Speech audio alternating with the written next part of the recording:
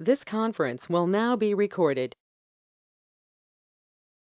This conference will now be recorded. So hello everyone, welcome to day 12 in our GCP Cloud Architect training. So where yesterday we saw some cool stuff, some slightly advanced topic in Kubernetes where we learned two different styles apart from the GUI. So in command line itself, the imperative configuration where you have to remember the commands and you just mention this is what I want. Like you need to mention everything in the command there. So the other option which we saw was a declarative option where it was more of a configuration, and the configuration can be tracked very easily with a um, source control system like GitHub or Google. GCP has its own version control system, which is cloud source repository. So we saw that, and afterwards we slowly started exploring some more concepts.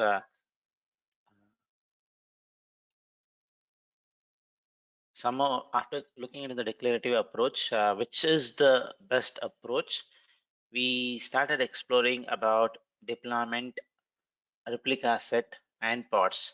And I also mentioned replica set is not now extensively used.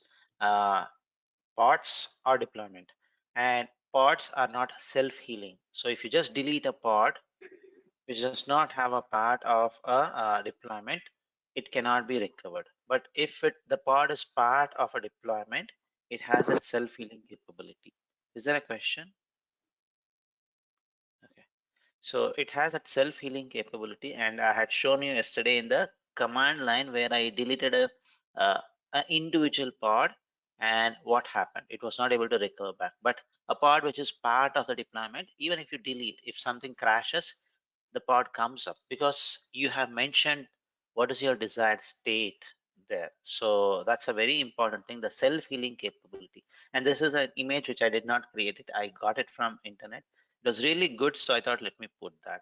So let me show you one more time the self-healing capability via UI. So it's the same setup which we had. So we have one deployment object, we have one pod object. So if I go inside this deployment, I will see those pods. So I see the deployment details, and if I scroll down, I see the replica set, and I see the pod. So I have only one pod running. So what I will do is I just go to this pod. Uh, can I do it here? Yeah, let's try to do it here. So I'm just going to delete my pod. So let's see what happens. This is part of a deployment. So if I delete this pod, because it is part of a deployment, it has a self-healing capability. So it's going to go off and a new pod is going to come up. You see this? A new pod is coming up. The older one is going to go off because it was deleted by us or accidentally it was crashed, whatever it is. So one is terminating, the new one comes up automatically because you have mentioned it in the configuration saying that I want one replica always. So that's your desired state. So this is the cool feature of a deployment. But when it comes to a pod, you just delete it, it goes off. That's it. Let me just try deleting this pod. So let me try deleting this pod. The moment I delete it, nothing is going to happen. It's not even going to come back. It's not going to even come back. After terminating, it's totally going to be the entry is going to be totally removed from the cluster. Let's just wait for this to come up. So once it is terminated, gone. It's not going to have anything further. So let's just leave for a minute here for it to remove that list So entry. Mahesh, That's it, folks. It does not. Yeah. Yeah, so Anil Kumar. the Yeah. parts will not recover, but the deployment will recover Correct. when the deployment is deleted. Correct. Correct. Okay, Correct. thank you. Deployment. No. Deployment. If you delete it, gone. Deployment. You should not delete it. What I deleted was the pods inside the deployment. So that is what I deleted. So if I delete the deployment, that is also going to get deleted. No, Entire no. deployment you are If you deleting. go into the So if you the go into pods the inside the deployment, if you delete it, yeah.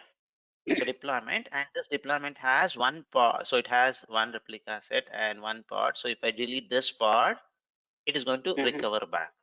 It's going to recover Okay. back. So small concepts, but sometimes when we are learning for the first time, right, you will get confused. What is a pod? What's a deployment? All those things. So just wanted to make it very clear. And I went through this cycle, so I don't want you to go through the same cycle of getting what it is. So that's the thing. So now I just deleted my pod, right? And the pod, every details was mentioned yesterday. We had created it using our super tool, which is the Cloud Shell editor. Am I here? Yeah, Cloud Shell editor. So which created most of our YAML files yesterday. So today, what we will do is, so yeah, this should be good enough. So now if I see, yeah, because I may need that pod for some other demonstrations, I'm just going to recreate it, folks. I'm just going to recreate it. kubectl apply -f. I'm outside the folder, so I'm going to go inside this and mention it. So the pod is going to be created. I have to do it like this, recreate it. Since you deleted it, there's no self-healing capability. You have to explicitly go and create it. Now, that's on deployment, replica set, and pods.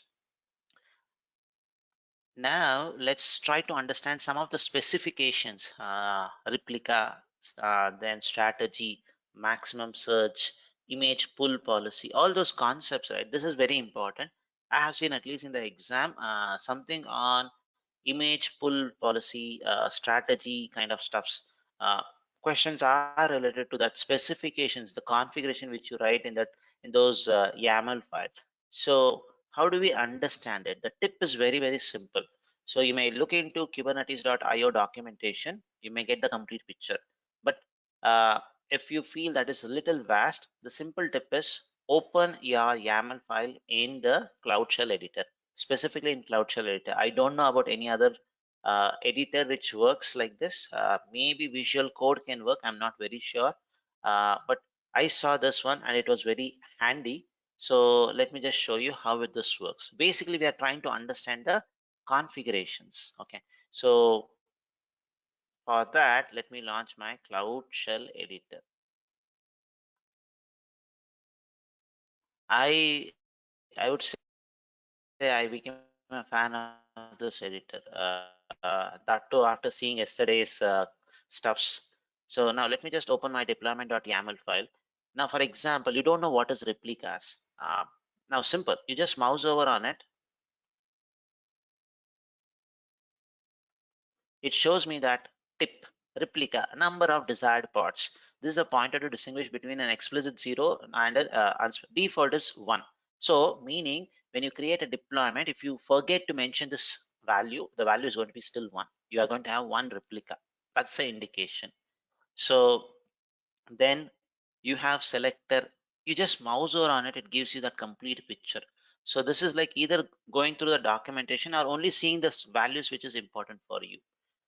Value for you. So similarly, if I go to kind, it's going to show what kind of object it is, and the complete details of that is mentioned in this documentation. Just click, you will get it. The one which is important for us is here it is no replica, maximum search, nothing is there. Let me try to put that, or let me open up an existing configuration which I have and compare it with this one and the other one. So if I just go open one existing configuration, this is another existing configuration which I had. So where I have few slightly extra components, strategy, and under strategy, what is the type of update you are going to do. So if I just mouse over on strategy, it shows The deployment strategy to replace the existing pod with a new one. What is the strategy? That you have two properties only.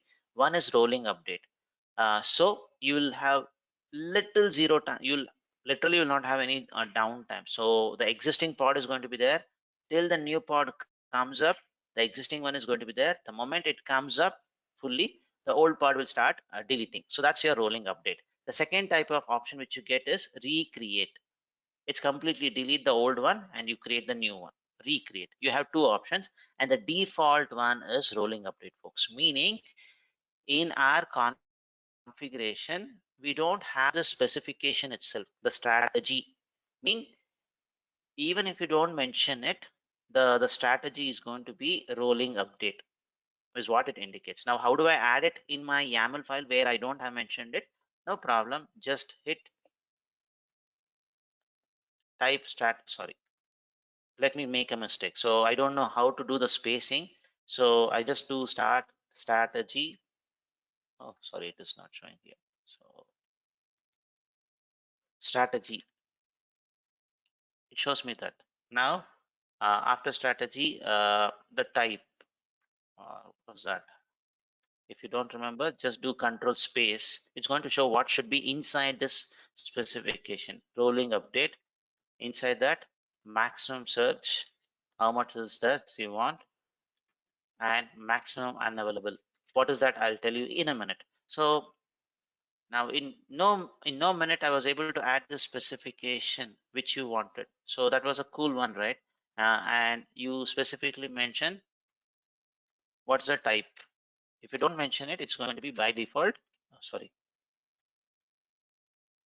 rolling update. Rolling update. So easily you can have that kind of a configuration there. Now, when you mention a rolling update, there are some specific configuration which comes into uh, place. First is the max search. So if you just look into the details, right, it's going to clean explain you the complete picture of it. The maximum number of pods that can be scheduled above the desired number of pods. Why do you need this? Remember, when we mention the maximum number of pods which we need to have is only one, and when you have mentioned maximum surge as one, what it basically does is it creates few additional more pods than the desired state. Why? So that it can create the new one and the old one can get terminated for a short time. A spike, you're going to see a slightly more than the desired number of pods. This is only to make sure you don't have any downtime. So there's an example here. Desired number of the value can be absolute, where you mention number one or percentage of it. So it cannot be zero if maximum unavailable is zero. The absolute number is calculated from the percentage. Default is 25%. For example, when you set to 30%, the new replica set can be scaled up to immediately when the rolling update starts, such that the total and the old does not exceed 130%. So it's going to 130% when you do it. So this is all to make sure zero downtime you're going to achieve. Now, once the old pods are killed, the new replica, sorry,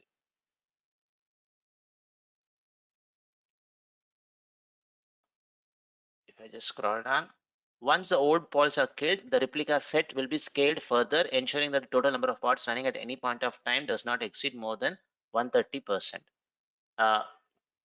That's on the maximum search. This example is a very cool example. And if I go to maximum unavailability, so here the maximum number of pods that are unavailable during the update. So when you are updating, so how many can go down you are mentioning. So these two configuration is going to help you to achieve something which is like zero downtime. So basically default is going to be 25%. So you will never see a downtime. Yesterday, that was a reason when I was changing from version 1, 2.1 to 3.0, you never saw any downtime. So this was all because of these two parameters, folks. Max search, maximum unavailable stuff. So this is a very, very important thing. And similarly, you have few other specifications which you can look into whenever you have some time. Just mouse over and look into it. For example, container, if you just mention it, it's going to show the complete details of it. one important thing which I felt which is important, at least from the exam perspective, is image pull policy. Image pull policy. So this is when to pull the image. So when to pull the image, it's going to do it. So for that, the complete picture can be seen here. If you just click on that link, if you just mouse over on the image policy, it shows image pull policy. The possible options are always, never, if not present. If the image is not present, pull it. One of the one of one of always is okay. So if you have used latest tag, then how do I read this? One of always, never. Default to always if you have used a tag which is latest. If you have used a specific tag like 1.0, 2.0, something like that, then the default value is equal to if not present. So this is an important stuff. This could be sometimes important. So now if you're trying to change, trying to delete a deployment pod, when it comes up right, new, and assume you have changed the image, whether it's going to reflect or not is going to be controlled by this thing. So if I just mention a small scenario here, I can show you a demonstration. First, let me explain it. So assume you have the container image version is 1.0. This is your this thing. Now you have one pod. You have a GKE cluster. You have a deployment, and in that you have one pod running. One pod running with version 1.0. All good, running fine. Accidentally, the pod gets deleted. And assume the setup is if not present. This is the current value. Now, accidentally the pod gets crashed. Now, when it comes back, right? When it comes back, um, when it comes back, it's not going to pull it. It's not going to pull it again from the container registry. So it just goes, the pod comes up automatically. It just uses 1.0 and does it. It does not go to the registry and pull it. It's going to have a cache and it's going to pull it from there. Now, this is going to be really helpful when you want something to be quickly come up, basically. Now, what if somebody who's just learning container concept, when they had a new version to be created, they modified all the code, but they tagged it with version 1.0 only. New code, mistake. New code, but tagged as version 1.0. So in your container registry, the older one is going to become untagged. So because you are overriding, right, it becomes untagged, and the new one will become version 1.0. Now, it will not reflect in your deployment. Whatever you do, it's not going to reflect the new change. Even if you go and delete your, if you delete your parts, individual parts, it's not going to come up. So because you have mentioned if not present, only if the image is not present, it's going to pull it up. So uh, in that case, if you are going to use, sometimes some people use latest. They use latest. So for the image to pull up, whenever you do a delete of your pod and you want that to the new changes to pick up. So if you have tagged it as all latest, the images, the image pull policy is always this one, meaning it's going to pull the new change from your registry and it's going to reflect it. So two options. If you are using tagging like this is the option which is going to be the default image pull policy is going to be this. If you are using latest tag, if you are using something like using some versions which something like this, so the policy is going to be basically if not present, only pull it. So this is an important thing, folks. Uh, and we know as per Kubernetes official documentation itself, avoid this is what they mention.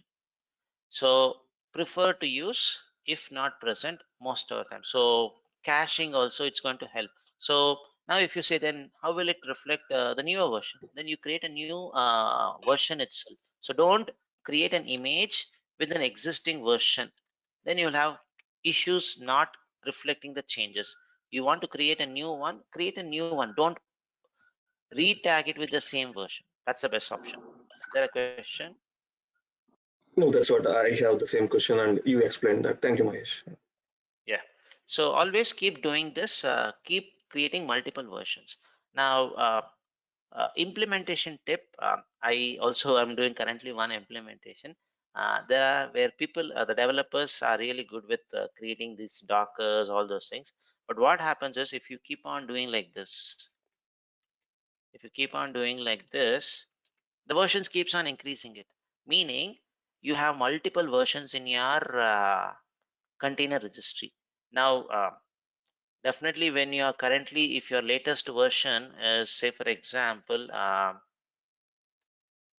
10.1, 100% sure you are never going to use 1 dot version, 2 dot version. Now if you just leave it in your container registry, right, it's going to incur storage cost. Now this is an implementation tip. So what you should do is basically have some kind of a script. there's no uh, there's no setup which Google provides you where you can automatically delete old container images. So if you don't want, you have to write some gcloud command or some other script which goes and cleans up every images which is older than container images which is older than 30 days or something. So this is something which you need to make sure you do it regularly. If I just go to my, if I go to my container registry, it's, I have seen it. So hundreds of images are there in the current implementation. So I've already asked the team to clean it up. They are yet to do that. So the implementation which I'm doing, because I'm not the complete owner of that project, I can only give recommendations there. So I've asked them to do it. So if I just keep on creating versions, now already if you see, we're not even using version 1.0, 2.0 we are not using. So just delete it. So at least you can release some space. So if you release space, you are going to incur less cost because this is going to be stored in Google Cloud Storage. This is an implementation tip. Let me just put it in the tip. When you are implementing it, add this line. If you're going to use, if you're going to use basically container registry as your GCR as your registry, prefer to delete it. So have a have a have a custom script, and Google does not have anything currently out of the box. So have a script to delete older images, older Docker images, uh, older images from GCR. So Docker Peon images are they deletes the stale images? I think you told us before. Sorry, so many questions. Can we do this via Terraform as well? Via Terraform, no. So Terra there is a Docker prune command is there we are using currently, and we have made as one of the pipeline which is running after which is checking any pipeline, any image which is older than 30 days and not in Mhm. use. So there is So it's a custom there are script. various ways. Yeah, It's a custom script, so it's not there out of the box which you have. not by So Google. yeah, not by Google. So the reason is you have to put this. Now as an architect you are saying X number of days for implementing this. So that's the thing. So Vijay Kumar, I don't think so. Okay, so Terraform is basically the infrastructure provisioning. To run the script, if you need a virtual machine or if you need something like a cloud build, then you can configure those things via Terraform. So but what is going to be there inside the script, you have to write it, and that has to be coming from a source. So Terraform is for infrastructure provisioning. Once it is provisioned, you will use something like a cloud build or Jenkins to provision your code, basically. Yeah, and it is advisable not to use any command via Terraform. because there's a provisioner way. So if you want to execute any commands, you should go with the Ansible to do that. That's a housekeeping job, because you should be able to retain those state earlier. So Terraform is mainly for those, Only for not the for infra. running command. Only for the infra. It's the Yes. infra. So only for the infra usually. So that's something on the tip, folks. So there are lots of such things. So use this editor, you get important stuff. And I had seen this image pull policy, max search kind of questions. So I thought, let me at least show you that. And the strategy, rolling update is a default one. So when we do our module 7, there we are going to see the different types of deployment. Rolling update is something which is going to be there. Canary update, canary deployment, blue-green deployment. So this is one of the possible options which you get, and this is default in Kubernetes. So that was a small tip which I thought of sharing. Now let's go to the next component, which we were just doing it for understanding how Kubernetes works, all those things. So we saw deployment. So thanks Anil for putting it. So we have seen how deployment works, the various components in it, all those things. The next part is services. So if you just create a deployment, you can access those components which is running inside the cluster by directly going into the pod. You don't need a service if you are not going to access it outside or within different services. But if you were to use that workload or the microservice which you have deployed, you have to expose it as a service, then you can consume it. And there are different, and if you see deployment, inside deployment, what you have, replica set, and I got this image from the official official Kubernetes documentation. Then you have pods, and each pods have some labels. So this is a nice diagram, right? So deployment, inside that you have replica set, pods, all those things. Now for a minute, just think only you have this. Now if there is a service running, if there's a service running, how will I access it, folks? For a minute, ignore you don't have these things. Just think only you have this. I have a hello world application, a microservice which I have deployed as 3 replicas. It is running there. Now how can you go and access it? I wanted to access those microservice. When I run curl a specific IP, it should show. How would you access it? Any thoughts? Default, if you have not done anything, Anil is going to come, that Anil B, that option is going to come. So if I just repeat the question one more time, so you have just created a deployment and you don't have any service, but I still want to access my content in my pod, meaning I'm going to use this IP, folks.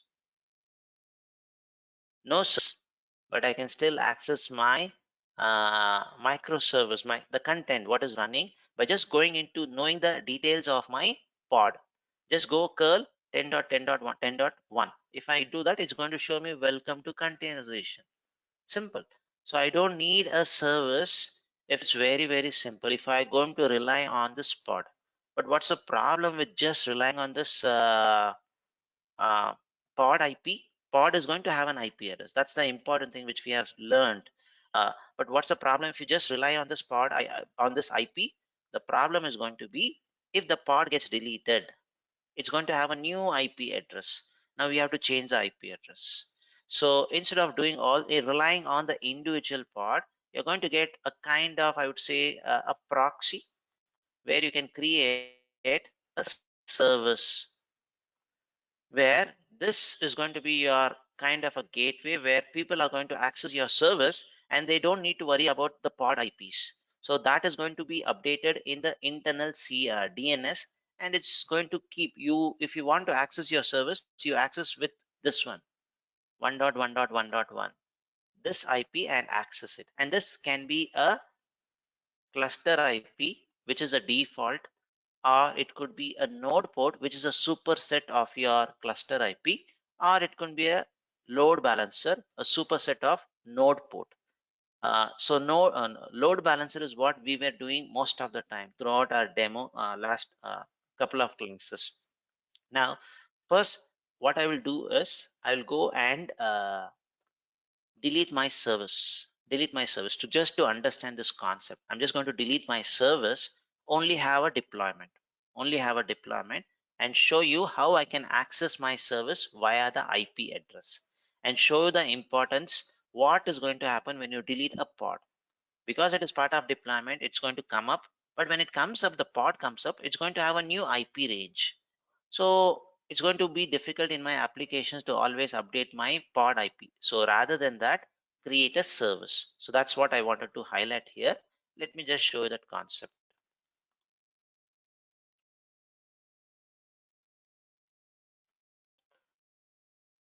Just go to my service. So if I just do kubectl get svc, the service, there's going to be one service running, the load balancer, the one which we started yesterday. So I'm just going to copy that, and I'm just going to delete it. Delete svc, the name of the service. So this deployment does not have any service itself, but I can still access it. How? With the help of my pod IP. So let me show you how it works. This is just to make you understand, folks. That's the only thing. So let me just wait for it to get deleted. Once it gets deleted, I can have one more tab so that I can easily switch between the tabs.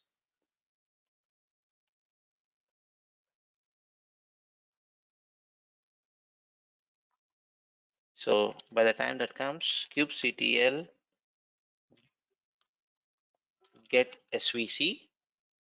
So this is the default service which is going to be there. This is your cluster IP. What is cluster IP? I'll explain you in next few minutes.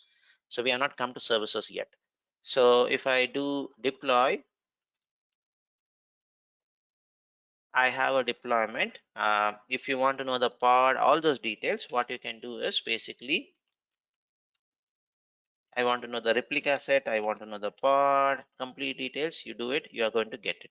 You're going to get it. So now I wanted to see my app which I have deployed. Welcome to containerization. How do I access it? So basically, if you can log into this pod, you can access it. So let's try to log into this pod. So execute. So I can just do something like this interactively, and I can go in a bash mode. Okay, so this is okay. I have to do something like this because it is a Alpine image. Bash mode is not there. SH mode. So let me go in SH mode. Now you see from dollar I am in hash, meaning now I can just do curl localhost.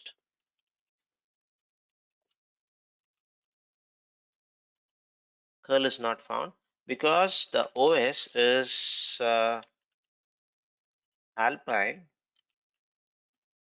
This is Alpine. This is what we created to reduce the image size. You can add, you can install curl if you want by just doing apk curl. It's like how you do apt update package manager. You can do the same thing in Alpine also like this. Now, if I run this, it's going to show me. It's going to show me. Now you want to see the IP address of your pod. You can also get to know it's this one. This is my IP address. So meaning with this IP address, I can also call it.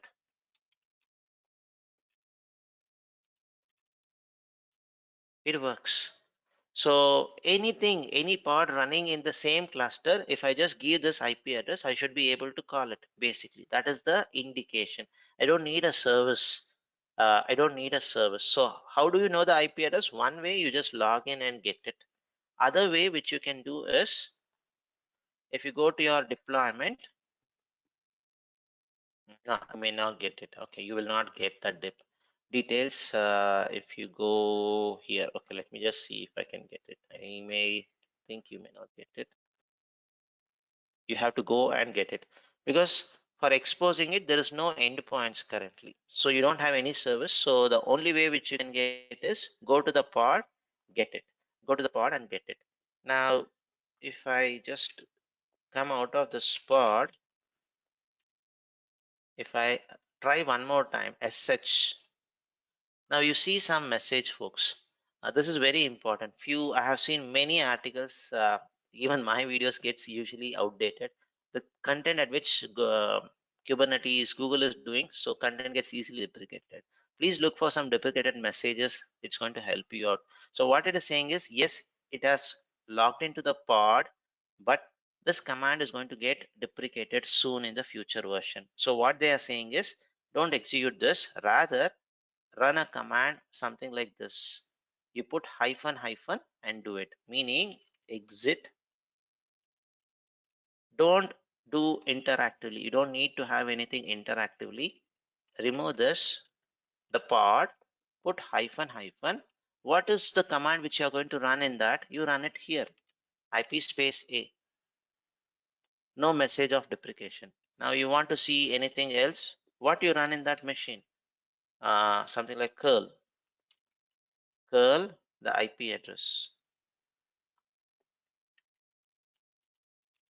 This is what the message is indicating. So it is showing you that stuff. So, okay, this is basically how you can just, if the pod is there, you just access it.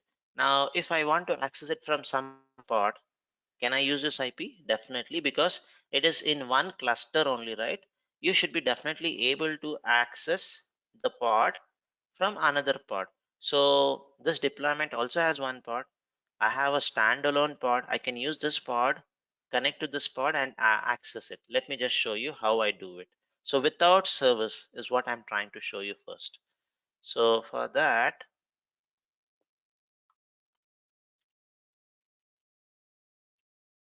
I'll just get the pod IP from this deployment. Now what I will do is there any service except the default service? Nothing is there. Now what I will do is get pod. So this is the pod which I'm going to use. Now what I'm going to do is kubectl execute this pod. Now I'm going to use curl, and this is from the different pod. So if I just do this, I'm accessing a different service altogether.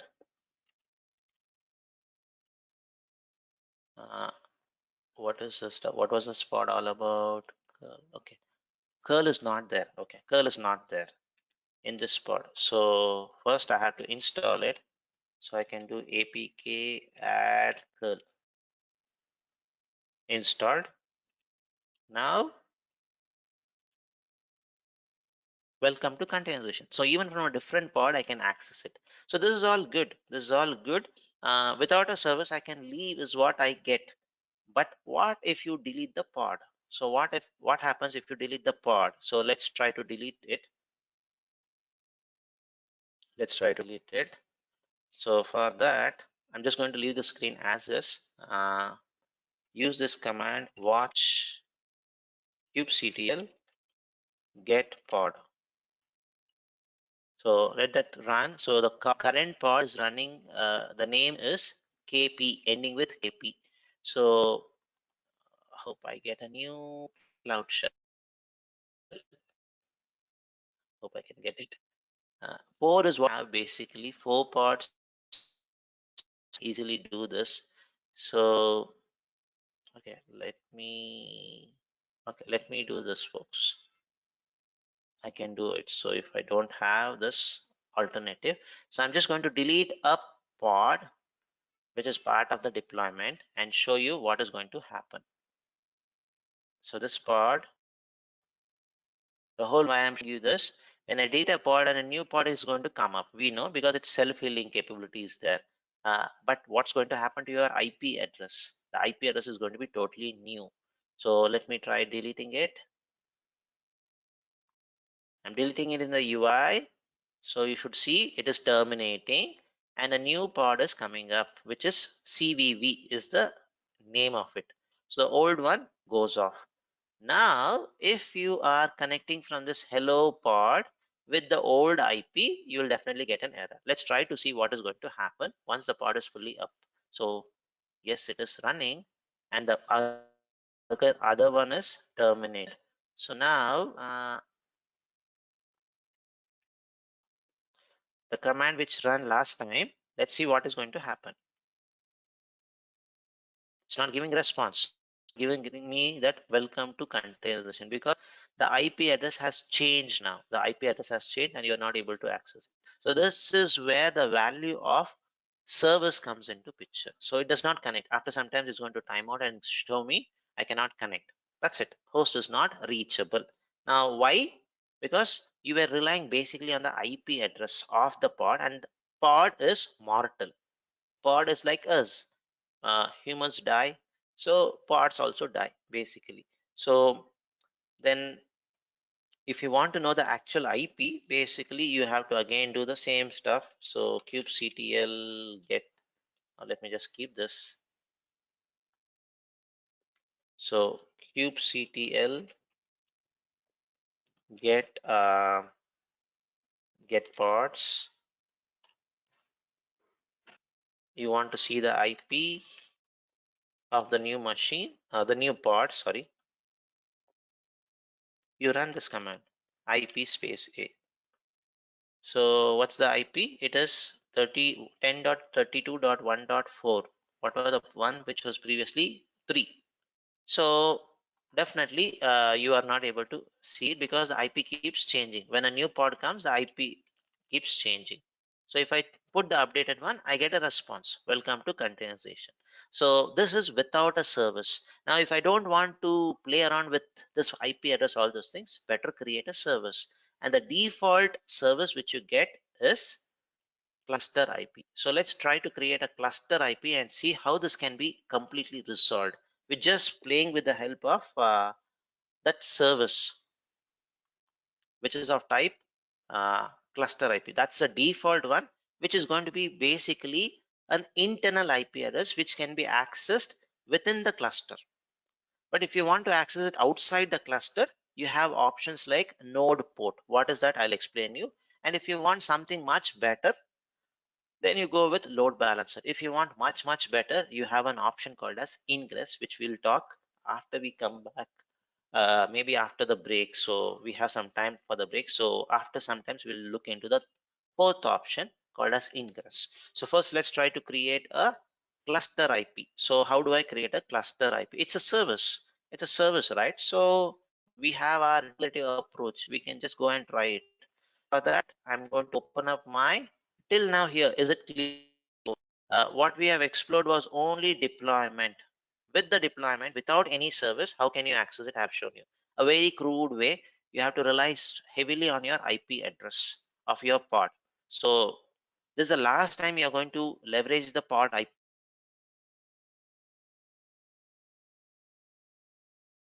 Sorry, there was a small disconnect. So this was the only time we are going to use our pod IP address. Going forward, we'll never ever use our pod IP address. We are always going to access the pods via the service. So is this concept clear, folks? Without a service, how can you access it?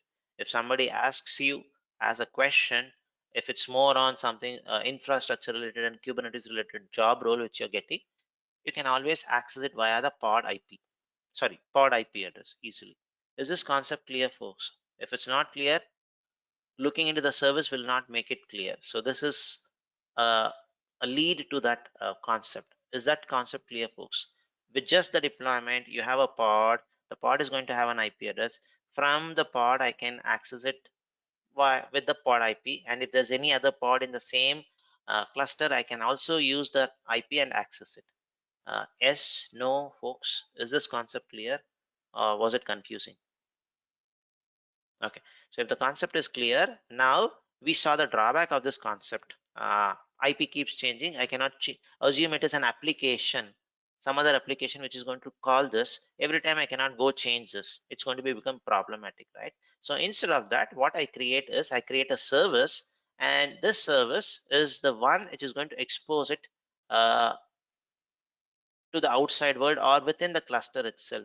But you don't need to juggle around with your IP address. Just use the service name and you can call it. It becomes very simple. So it internally also uses something called as internal DNS. All those things comes into picture. So let's try to create a cluster IP. And I really don't know how to create it, but I believe the Cloud Shell editor is going to help me out to create a service. So let's create one. So open my Cloud Shell editor. I'll go to my source repo, which I kept yesterday, this one. So in that folder, I'm going to create a new file called as service-cluster IP, only for me to differentiate it. YAML, done. Do control space. It's going to show me lots of options. What I am interested is in service. Kind of object is service. Now you give a name to your service. Hello. That's the name of my service. And by default, it is always cluster IP. If you want, you can make it as load balancer. So I'm just going to keep it as cluster IP itself for now. And how it knows which pod it has to connect to, all those details. It's with this selector. So if I just go to my deployment, I would have mentioned, right, the label is hello. This is going to help me to connect my deployment, the pod, with my service. This is how that basically does, the pod selector or label selector, to be very specific. So that's how the connect happens. Now what it is saying is, I want a cluster IP running on port 300, and the container is going to be 8080.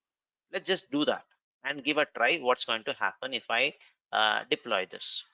So how do I deploy this, folks? Where I am currently. How do I deploy this? I have this service-cluster IP YAML file. How do I deploy it, folks? I have to apply this. So how do I do this? Yeah, no, you have already created it. So you have already created it. So never ever use kubectl create.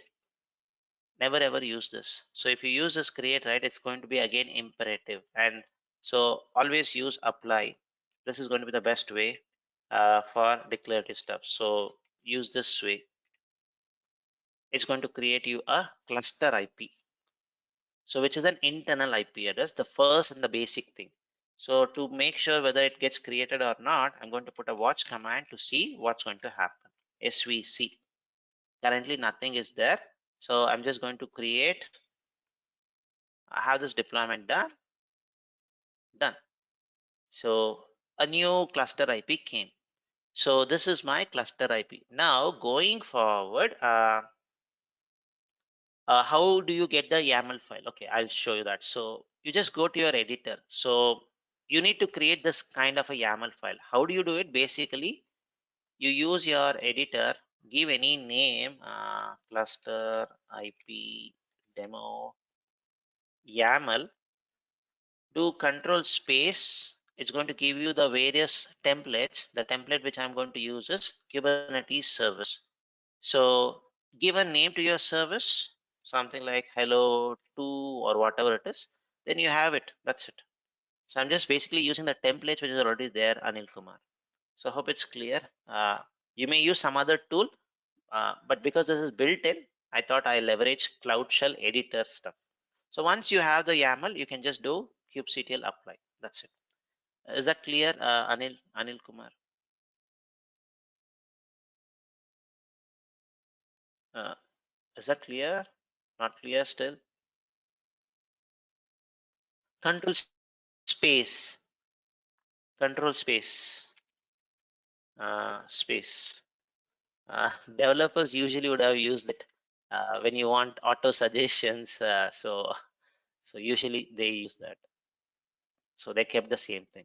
Or when you start typing itself, it's going to show you the suggestion there. So let me just delete this. I just need these things only. Now going back, I have my cluster IP. So this is a internal IP. When we do networking, we'll look into this one more time, how this IPs comes. So at a later point of time, we'll look into those IPs, but these are internal IPs. Now there's no external IP, and the port is 3000. So how do I access my welcome to containerization, this thing? Basically, what you do is you go to any pod, access it with this name or access it with this IP address. You should be able to access it on port 300. So let me try to show you that. So for that, kubectl get, and I have to be in one pod so that then only I can access it. So I will be in hello pod. Okay, I'll be in hello pod. So I'll do something like this: kubectl execute -- curl hello. What was that service name? Hello service. Hello service, and that service is via 300 port. If I just do this, I get that. Welcome to containerization. That's it.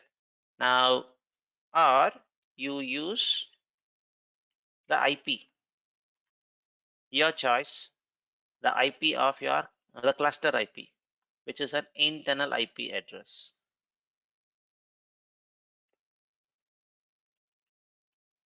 It works. Now let's go and delete the pod. Let's go and delete the pod and see what's going to happen. So what's going to happen? So I'll keep this. The IP is a little difficult to remember, so but I'll just keep this. So we are going to use this. Okay. Now what I'm going to do is I'll go to my pod, delete the pod. If we delete it, new pod comes, self-healing capability, but the new pod is going to have a new IP address, but it's not going to impact my the way I'm going to access it, because I've created a service which is cluster IP. So let me just show you. So go to my pod. I can just run this command behind the scene so that you know it is getting really deleted. I'm not cooking anything. So pod. So it is ending with CVV. Let's say bye-bye to this.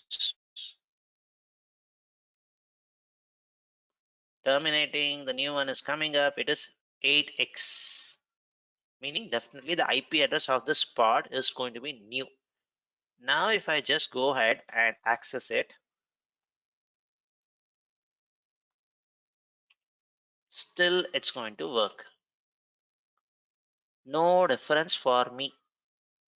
So that's the most important thing of your cluster IP, folks. Is this concept clear? And everything is via internal IP, so I can access my service only within the pod. I cannot access it outside. For accessing outside, we have few options. I'll come to that. But is this cluster IP clear? Which is the basic version which you get, and the default one, Is this concept clear, folks? I would usually ask your confirmation there. So if that's clear, good. Now,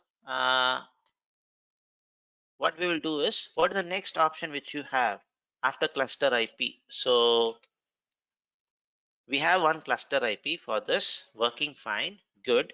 Now, but I want to access this outside. I cannot always come and do this kind of a stuff. I want to access it in my web. You cannot access this because it's internal.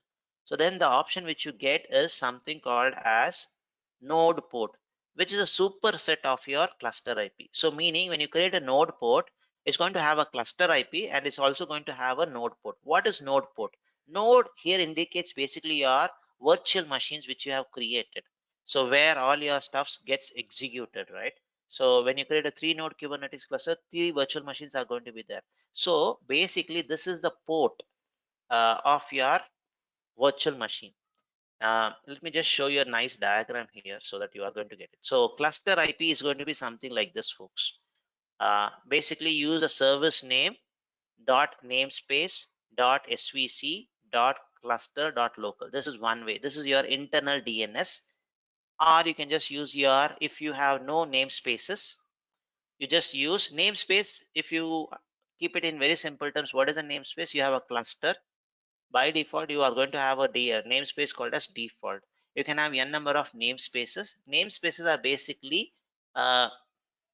in very simple terms, if you treat your apartment, if you're living in an apartment as a Kubernetes cluster, each floor you can treat as your namespace. So, and each house you can treat as a something like a pod, and people inside the pod you can treat it as container. So that's a small analogy which you can do. You can have n number of namespaces. How this namespace comes into picture, basically this is, if you were to give access to a specific group, you create namespace. So you create one namespace for marketing, one namespace for payroll, one namespace for R&D, all those things. So one powerful cluster, because cluster management is going to become difficult.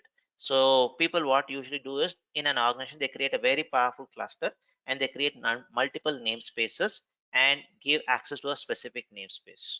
And you can also come to know which namespace is being consumed heavily or used using an option called as GKE metering, which we saw at a high level in our last Sunday's class, if I'm not wrong.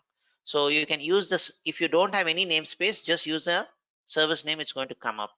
If you are calling it from another namespace but from the same cluster, you can have this complete name. Let me just try and show you this, then we'll know.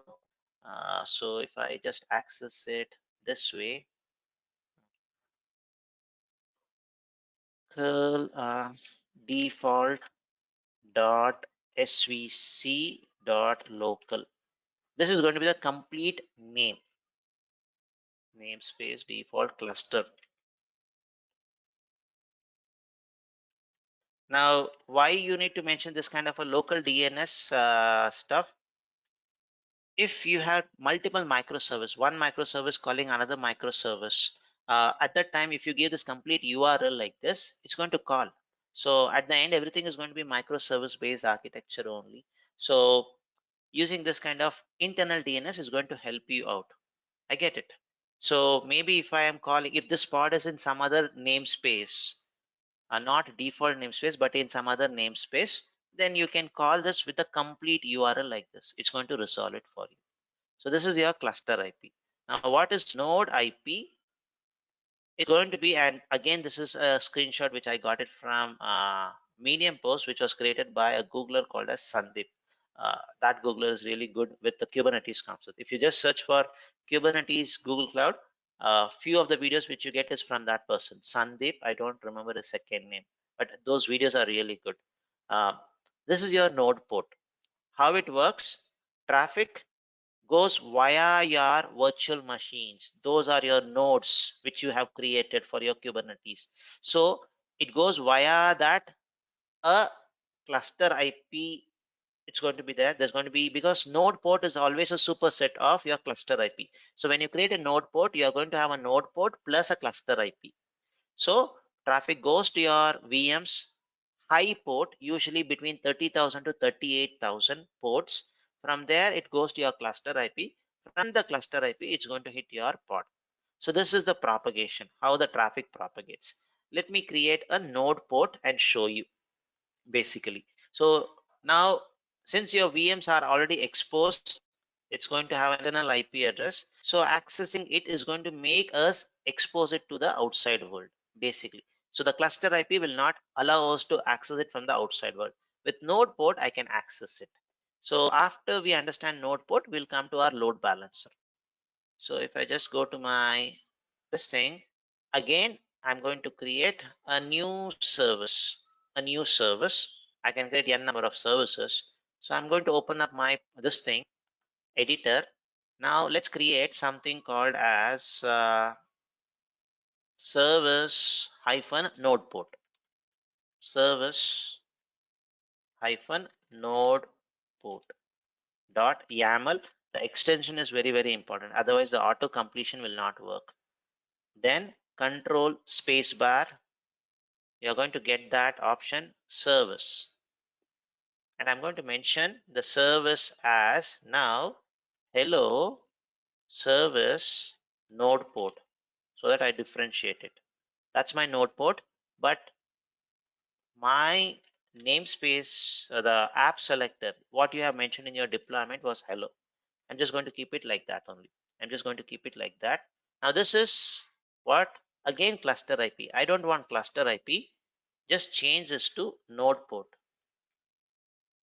So node port, this is the type of service which I'm going to deploy now. Node port, the name of the node port is this one.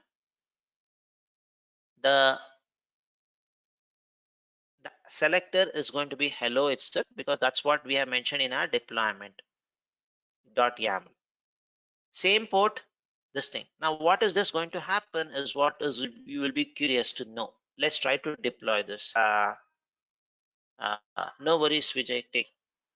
So what you are going to do is, the only change which you did from the previous to here is gave a new name so that you can differentiate it, and you change the type from cluster IP to node port. That's the only change, folks. Now let me go ahead and deploy it. Now you know how to deploy it. So let me just run this in a watch mode. You're going to see a new entry. You're going to see a new entry, and you will compare a node port with cluster IP. So let me just go and deploy this. Hope I'm in the right folder. Yes. kubectl apply minus service. Done. Done. If I just go, you see a new entry, folks. The type is node port. Awesome. Now we saw in our slide, node port is a superset of cluster IP, meaning when you create a node port, you are going to always have cluster IP there. So what is the cluster IP? This is the cluster IP, and the port via which you can access it is 3000. We know how to access it, but compared to the previous service and the new service, what you see is a high port, HIGH, high port. Usually high ports are in the range of 30,000 to 38,000. So it will allocate randomly one port to you, meaning if you have your nodes from the node, you open up this port, you should be able to access it from any node which is part of your Kubernetes cluster. You should be able to access it. And similarly, if you were to access it via this cluster IP, even that is possible. First, let me show with the cluster IP, then go to my virtual machines, connect or use this port and see how I can access it from the external world. So first, cluster IP, because node port is also Control C. So let me just do this. So if I just change this,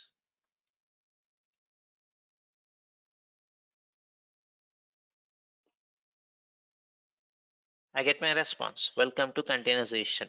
So there's a way I can silent it. Minus O if I'm not wrong.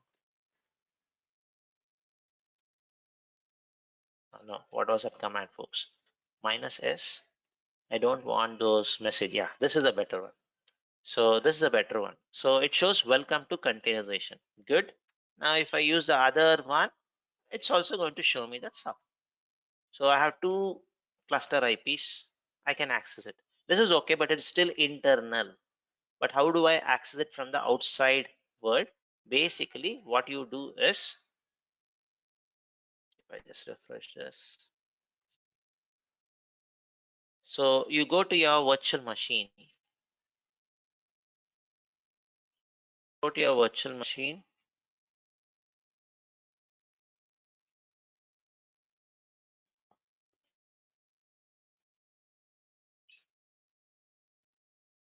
So you have these virtual machines with external IP address, right?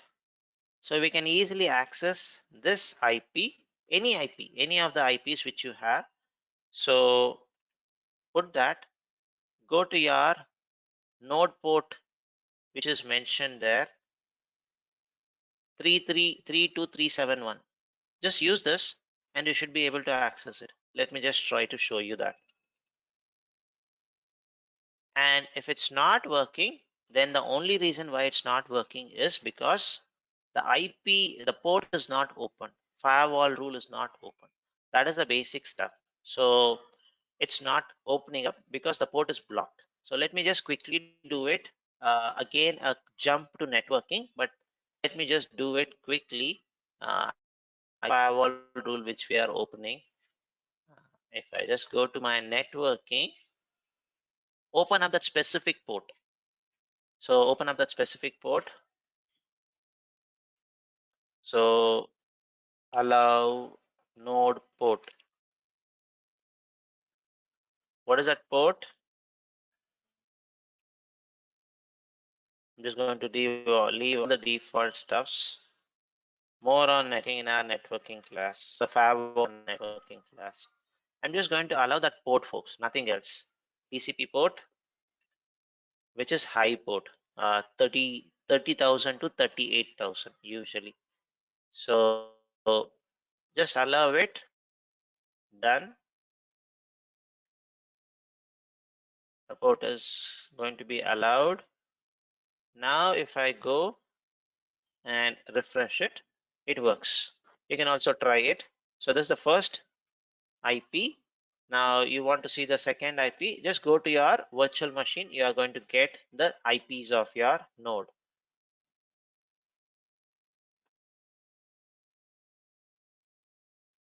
So that's the IP. The second IP is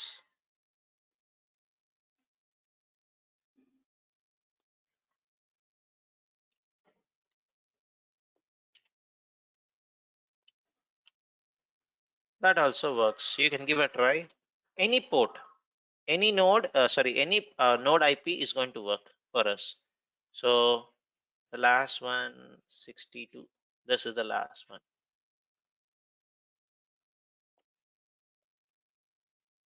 32371. It works. So this is your node port. Now you have got an exposure to the outside world, to an outside world. That's what diagram depicts. From the virtual machine, it hits your cluster IP. From the cluster IP, it's going to go to your this thing. Is this part clear, folks, about the node port, how the node port works? Node port works, how you get access to the external world. Is that clear, folks, or any questions on this part?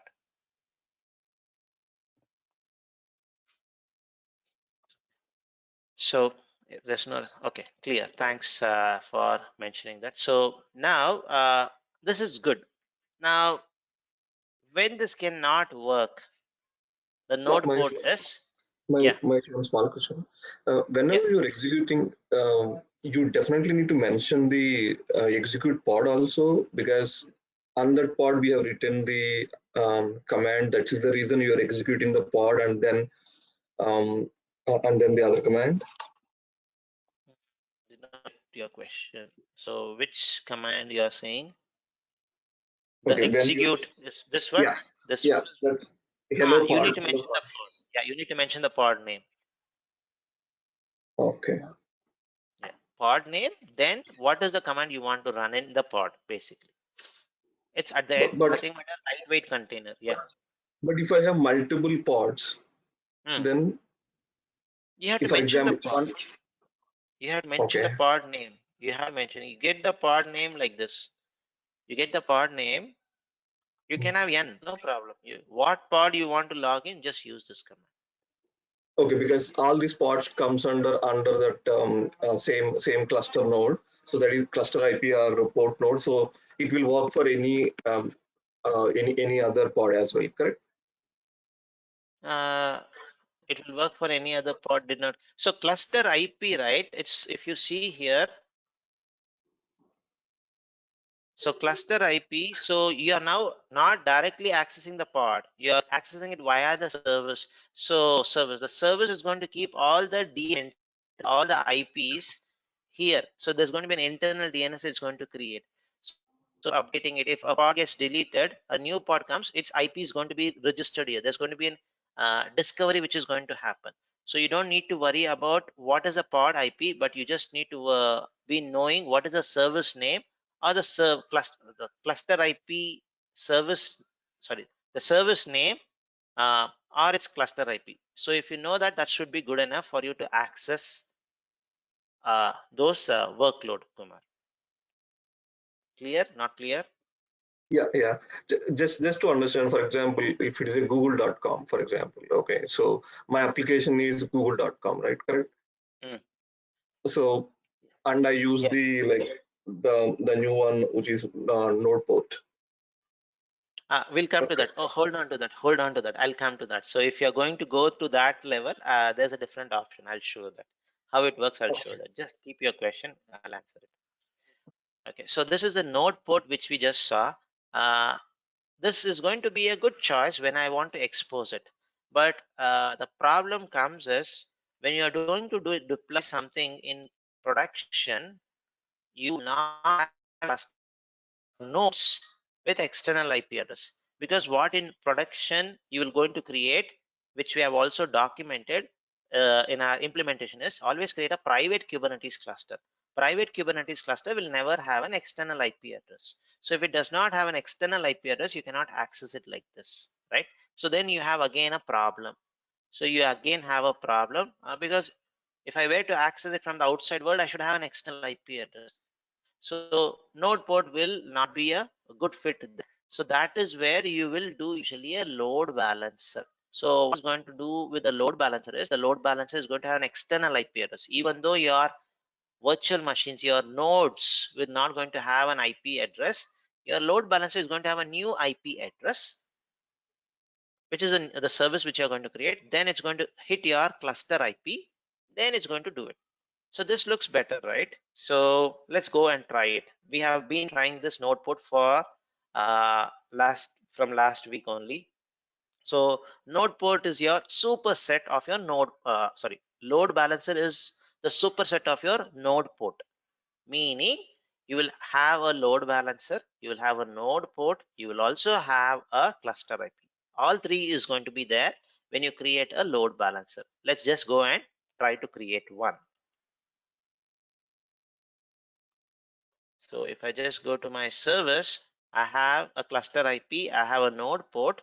Now let me create a load balancer. Okay, so again, leverage the this thing, Cloud Shell editor. So I'm just going to call this as service hyphen load balancer dot YAML. So control space bar. Now I'll call this as hello hyphen load balancer, just to differentiate it. Load balancer, and the type is load balancer. App name, actually it should have got changed, but it did not change it. Hello. That's what we have mentioned in our deployment. Same thing, folks. The only change was the name and the type was changed to load balancer. Nothing else. Let's go and try to do it. So again, I'll put it in a watch mode. We will have a new entry. So let me just do that. Apply kubectl apply -f service load balancer created. Now you have a new entry, load balancer. So that is also going to have a cluster IP because that's the base. And you are also having a high port, which is for your node port. But what you are getting new one is a external IP address. This is a new thing in this option. So let me just show you once it comes up. It's going to create behind the scene a network load balancer behind the scene. So if you want to see what's happening, I can just quickly go and show you under networking. So networking, we'll talk more about this load balancing. So you see this is the load balancer getting created. And if I go click This is my IP address. This is my IP address basically. Yes, it is running. It is running. So let me just Control C. I have a new node port. A new load balancer. This is my external IP address. Now I have an external IP address with which I can easily access it. So go.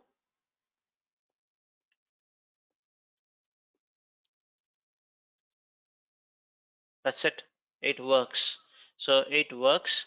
Now I don't need to worry about the node port, all those things. But if you still want to access via node port, it's the same procedure. Open up this port. From any of those node port IPs, node IPs, you should be able to access it. Or you want to access it via cluster IP, you can also use this service or this IP address. So 3 different ways. Now let me just show you the last option here. So if I just send,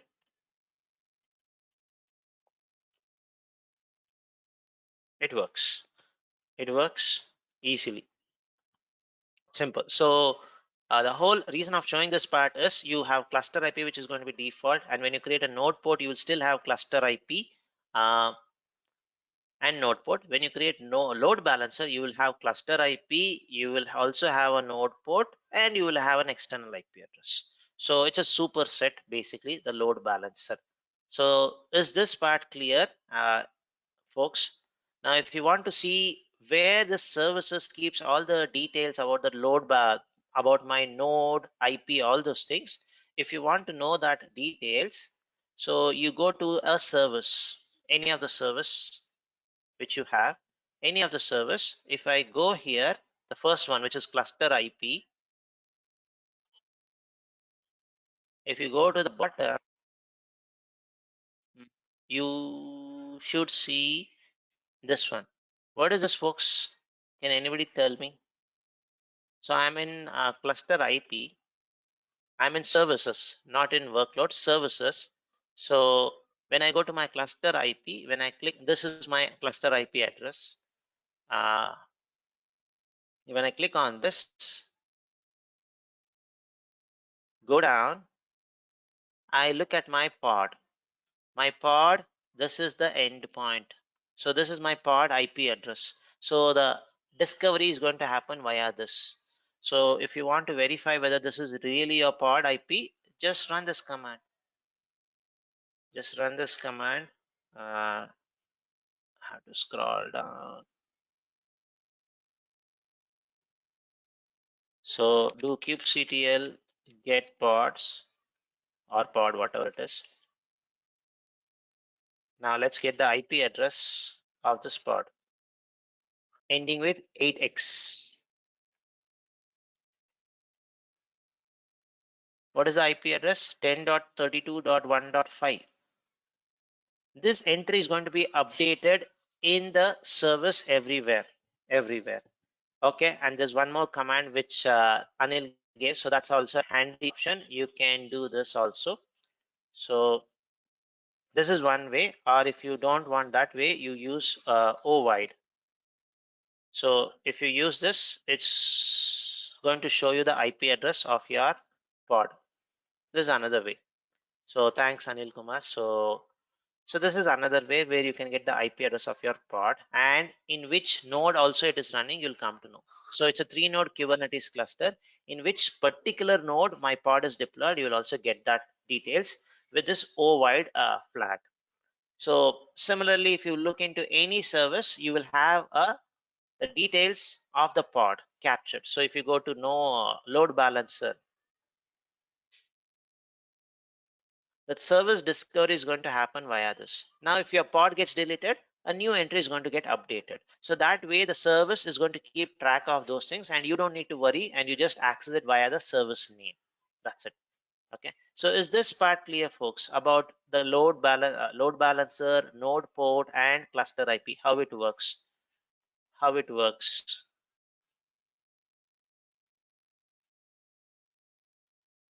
So how it works. Now, load balancer can also have a problem. What is that problem? We'll try to understand it once we come back from the break. So I'll try to show you what could be the problem will happen when you just use load balancer. Then the solution for that is going to be something called as Ingress. How Ingress works. We'll see two things and then move on to the next topic. So if there's any question, think about it. If you have any questions, come back after 10 minutes. If something is not clear with the types of services which we have discussed, cluster IP, node port, load balancer, if there's anything, we'll answer it. If there's nothing, we'll go to the next part called as Ingress. Why do you need Ingress and what is the drawback of load balancer? We'll see it and then proceed further, folks. So take a break and come back. This conference will now be recorded. Now, before the break, we saw the three types of services available. There's one more thing called as external name. To be very frank, I've never explored that external name option. So as per the documentation, cluster IP, node port, load balancer, and external name is there.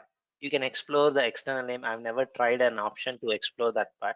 So at least in GCP, I have not used that very extensively. So what is going to be used in GCP, I have shared it with you. Last demo which we did was on load balancer. Now, load balancer is going to have some constraints also. What is that constraint? Let me just show you by doing a small demonstration. Then you will really appreciate, okay, what is the value of Ingress, the next option which you are going to see. And Ingress is not a service, basically. It's not a service, basically. It is, I would say, it is a kind of a L7 load balancer which you get. Basically, in every cloud provider, you get different types of Ingress. You get Ingress from Nginx, you get different types of Ingress. In GCP, the Ingress is always going to be a global uh, L7 global load balancer. So what is the why you should go with Ingress? First, let me explain you by doing a small demonstration. So all this time we are been deploying only one kind of workload, the welcome to containerization. That is the thing which we created. Now let me try to deploy another workload, which is an Nginx. Nginx is basically a web server which serves static content, similar to your IAS server and Apache web server if you have used it. So let's try to deploy one more, have a new deployment, open my this thing, create a new deployment. So I'll call this as deployment hyphen nginx.yaml, where I'm going to use something like engine X. This is my deployment name, engine X. Now what I'm going to do is I'm not going to use this one. I'm not going to use my GCR for anything here. So I'm just going to mention engine X.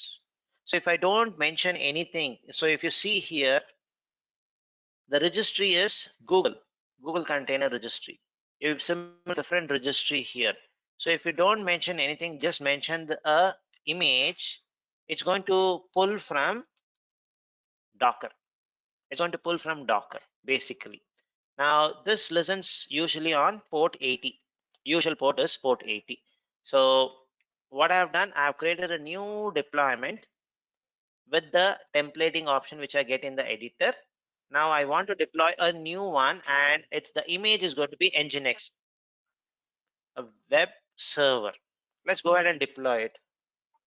Let's go and try to deploy it, and we should have a new entry. That's it. We should have a new deployment, which is not our hello world kind of a stuff, but something called as Nginx deployment.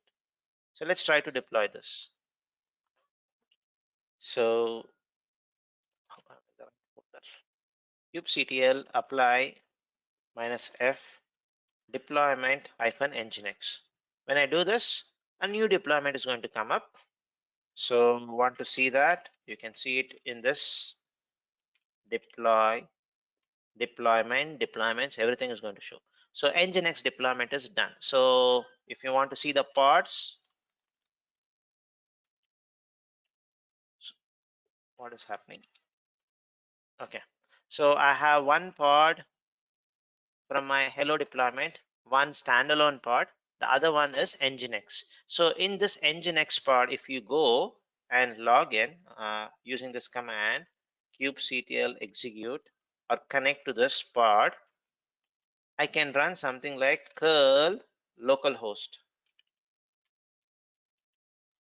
Why localhost? It is inside my pod. I'm going inside the pod. So if I do this, I get better use this one -s.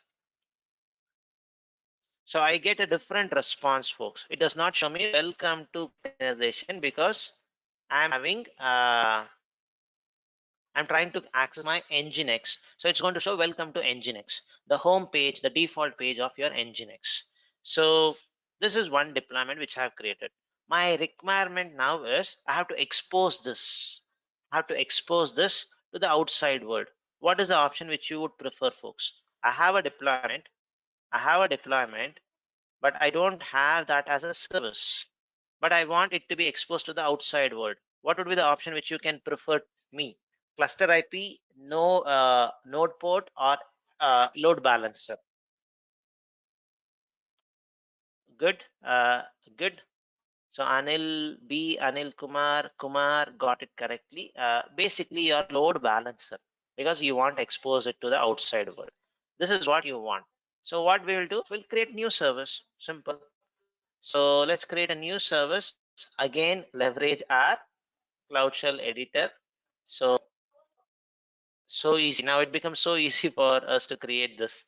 So I'll create it as service Nginx so that I don't confuse myself. Nginx.yaml control space bar Kubernetes service. The name of this thing is sorry, and 1 minute. Service Nginx. Then if you look into the label, what was the label you gave? Please look into the deployment. That only you need to give, otherwise it's not going to work. So the label is Nginx. Good. Now what I will do is, instead of cluster IP, I'm going to make it as load balancer. That's it. And my container listens on port 80. Now if you just leave it as 3000 here, you're going to access it, your load balancer colon 8000, which is going to forward it to the pod which is listening on 80. So let's just leave it as is and create it. So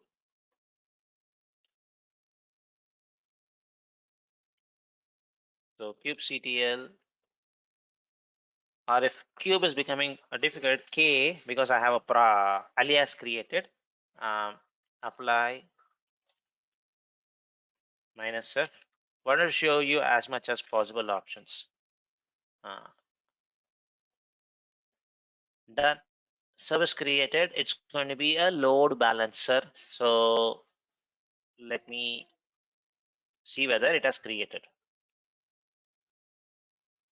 A load balancer is created. Yes, IP address is pending. Let's wait for it. And it has a new high port. And now it is in 30,000 series. So we have seen 32, 31. So it can be up to 38,000. So these are usually called as high port again. So let's just wait for the external IP to come. Once it comes, we will access it on port 3000. If you don't want to access it on 3000, you want it on 80 port, we can also do that. I'll show you how we can do that. So we never touch that port number. We just left it as default. Now I have an IP address. So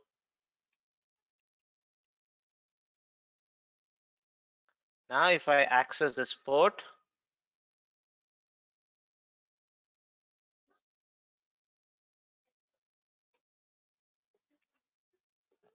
$3,000, you'll not see the boring welcome to containerization, but you'll see an interesting page.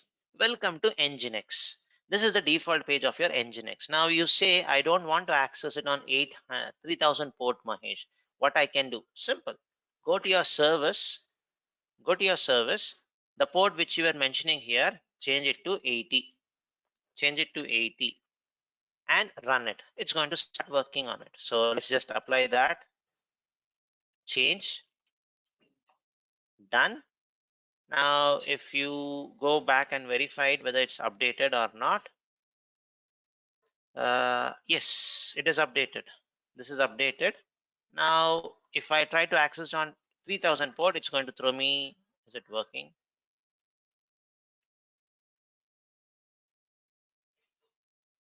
It should take, maybe it's cached.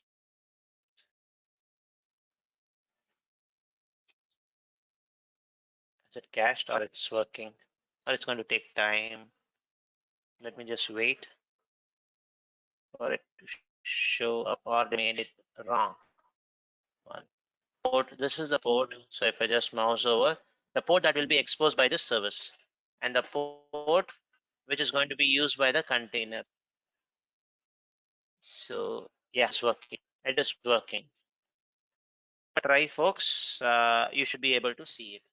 So what we did in this demo was we used a different container and we created a deployment and we created a service, basically. All good. Now, if I, any questions on this part, folks? What we did so far? We just created one more deployment and a service.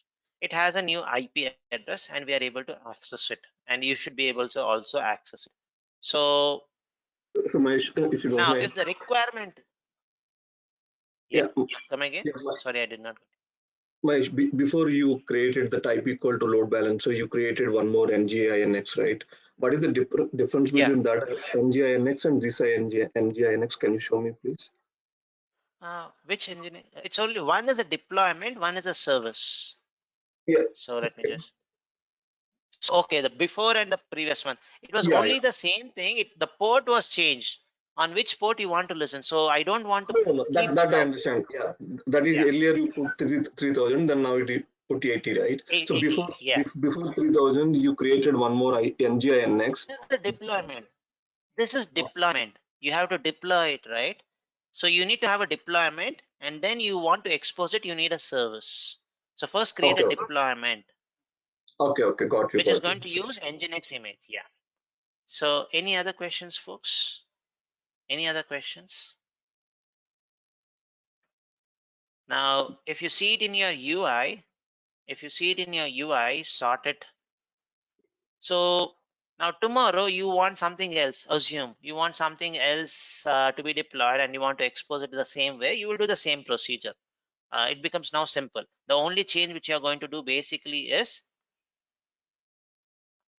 what is the kind of container image you are going to use. That is what you are going to mention and you are going to expose it. Now, what's the biggest drawback of this approach, folks? Any thoughts with this load balancer approach? What do you think which is not good in this approach?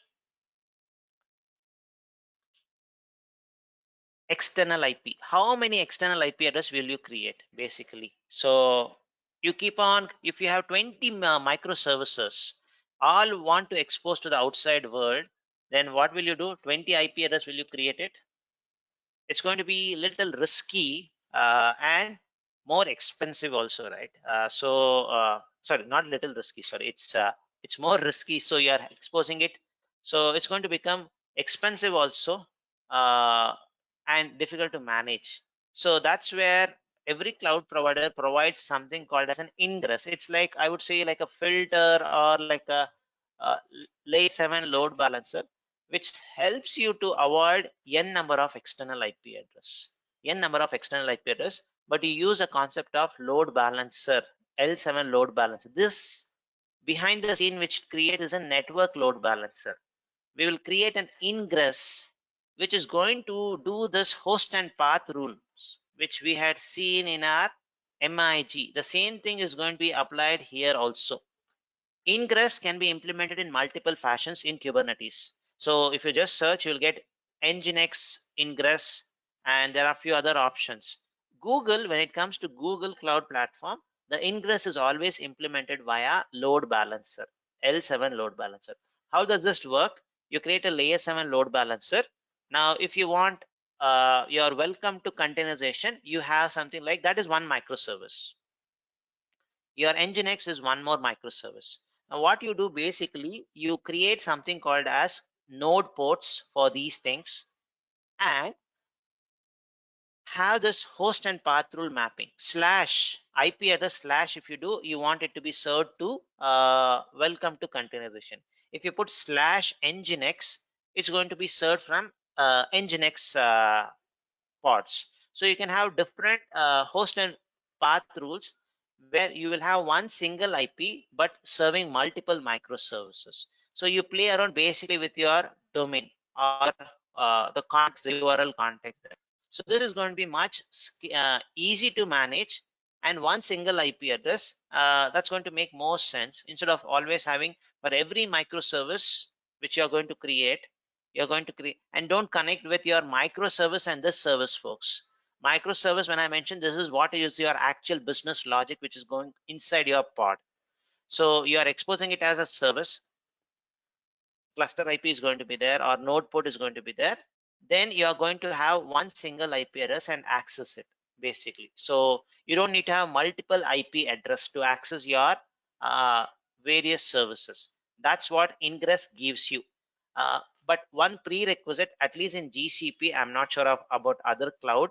When you create Ingress, you should have a node port first. So a node port service should be there. Then you configure your Ingress. So how do we configure it? Let's go ahead and try to do it again using the help of our node port option. Sorry, again using our cluster IP. Sorry. Again using our Cloud Shell editor option, we'll try to create an Ingress. So we have cluster IP, we have node port, load balancer, all those things. So what I will now do is I'll just delete this load balance. Okay, I can keep it. No problem. So what I will do is, maybe I'm not sure how many IPs I may have. I may run short of IPs. Let me just see it, folks. 1 minute. The number of IPs I can allocate.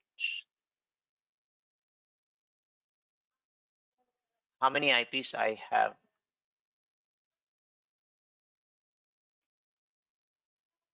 There's a quota, how many IPs I can allocate. Just wanted to see that. So we talk about quotas. We have already talked about quota, if I'm not wrong, in our MI. So even for of IPs in a specific region which you have, even that will have a limit. So these are the IPs which I have already created. 3 for our virtual machines. This one, this is a virtual machine. You see instance, VM instance.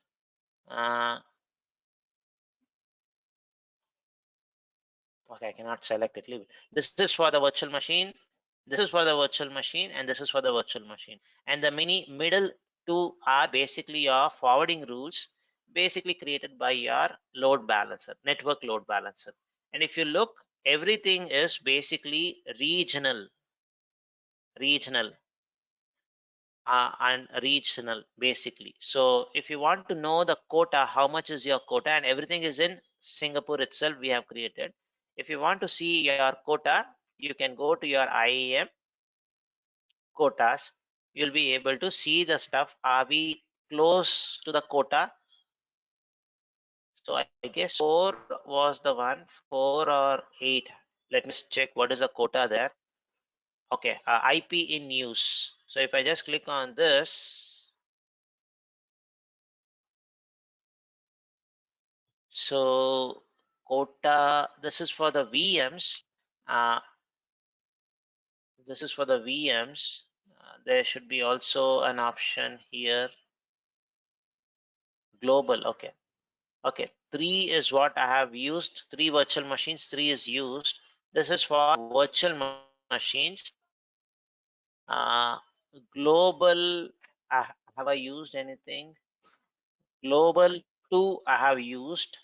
The 2, this is basically for load balancers. That's what it looks like. So it is 2 is already used. How many where we are having extra? So 5. Yeah, 5 is what we had, right? If I'm not wrong. So if I just go to my networking, external IP address, this did we 5, if I'm not wrong, 5. It gives us an indication. I have still quota. So this basically is for your load balancers, and the second quota in IP at in use IP address. This is for your virtual machines, where in Singapore 3 are used, basically current usage 3. So the orange color indicates I'm very close to my quota. Now if I create 2 more virtual machines, I'm all done, basically is what it indicates. So we have enough quota, we should be able to do it. So what I will do is first create a node port. So that's a prerequisite for your Ingress. So I'm going to create one more node port for Nginx service, Nginx, and then create a Ingress. How do I do that? Let me show you that. So cluster IP, deployment, load balancer, closing stuffs which I don't need it. So only what I need is the 2 deploy. Yeah, this should be good enough. So first let me create a node port, folks. New service node port nginx.yaml.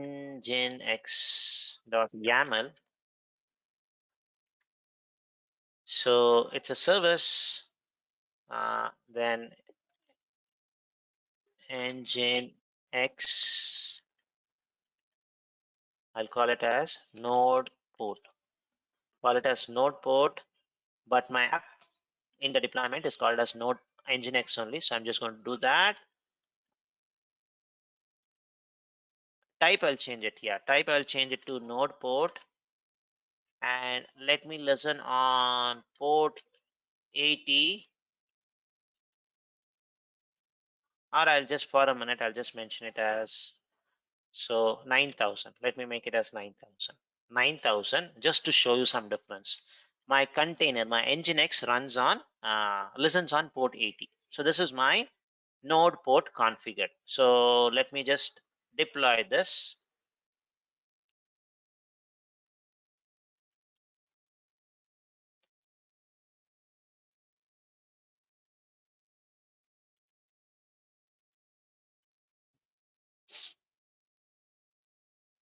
Done. So if I just go, so I have 2 node port, one for my hello world, one for my nginx. So the node ports are there. This is 9000, this is 3000, all good. Now what I will do is I'll create a new new kind of object called as ingress. This is the, what is the kind of object? It's a service. The other one which we have seen, the kind of object is deployment, and we had seen also the kind of object is others are able to hear, folks. Anil Kumar is not able to hear me. Anything others able to hear me? Okay, Anil Kumar, just give a try by just dropping off and logging in. Try logging in back again.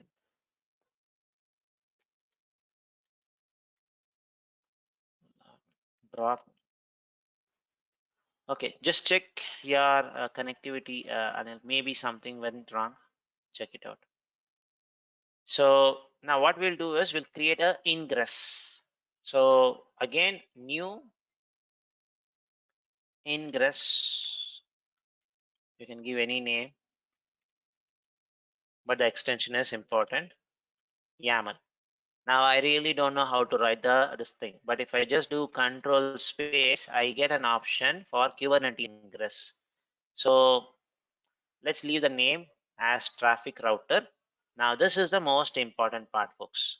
So you have to have n number of paths here. So you need to have n number of paths. So copy,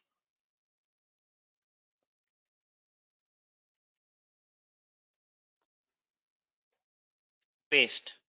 So what I'll do is, if it is slash, I want it to be served from my node port, which is hello service port. This is the one which listens on port 300.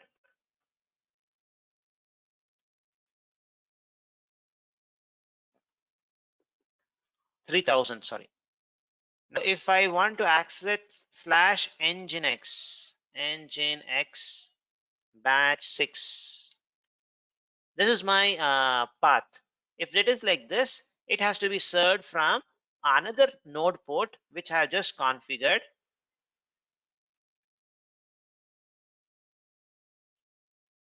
This one. And what is the port? And this is a cool feature you see. The port it is listening on is 9000. This is how I create my host and path rules here. Is this part clear, folks? So what we have done, so node port is mandatory. Using the node port, you just need to have a node port, that's it. So if you create node port, you are going to also have cluster IP, but no external IP address required, no load balancer required, but you are creating an ingress. The type of the object is ingress, and I have created two host and path rules. Slash, somebody access it, it's going to be served from our hello microservice or hello service basically. Then if it's /nginx -batch 6, it's going to serve from nginx stuff. Let's see whether it's going to get created or not. So this is the only configuration, but is this part clear? How we came to this? Basically with the help of our services, basically it is a node port service. So, and what was the port mentioned? We just mentioned it. That's it. So we just mentioned it. And since you have mentioned it as HTTP, basically you are going to listen everything on port 80. So you can have HTTPS also, but we don't have the certificate and all. We'll do it later in another demo where we can use how we can have an SSL certificate. I'll show you that at a later point of time. So this is the configuration, and you want this name to be changed to something else, you can change it. It's just at the end, just a name. That's it. Now, and it's not a service.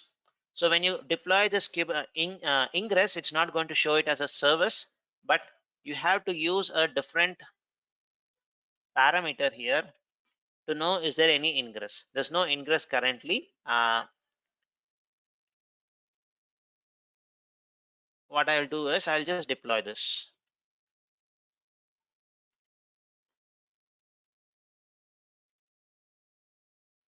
Done. Let's just see whether it is showing anything. So started. So it's going to take some time for it to come up. What is this going to create behind the scene is our favorite L7 load balancer, the one which you created in our MIG class. That is what is going to get created. You want to see it? Just go to your network services, networking services. You should see a new entry soon. So these two entries, one is for nginx load balancer, one is for your welcome to containerization for that part. So you should see one more entry soon, folks. Let me just refresh it.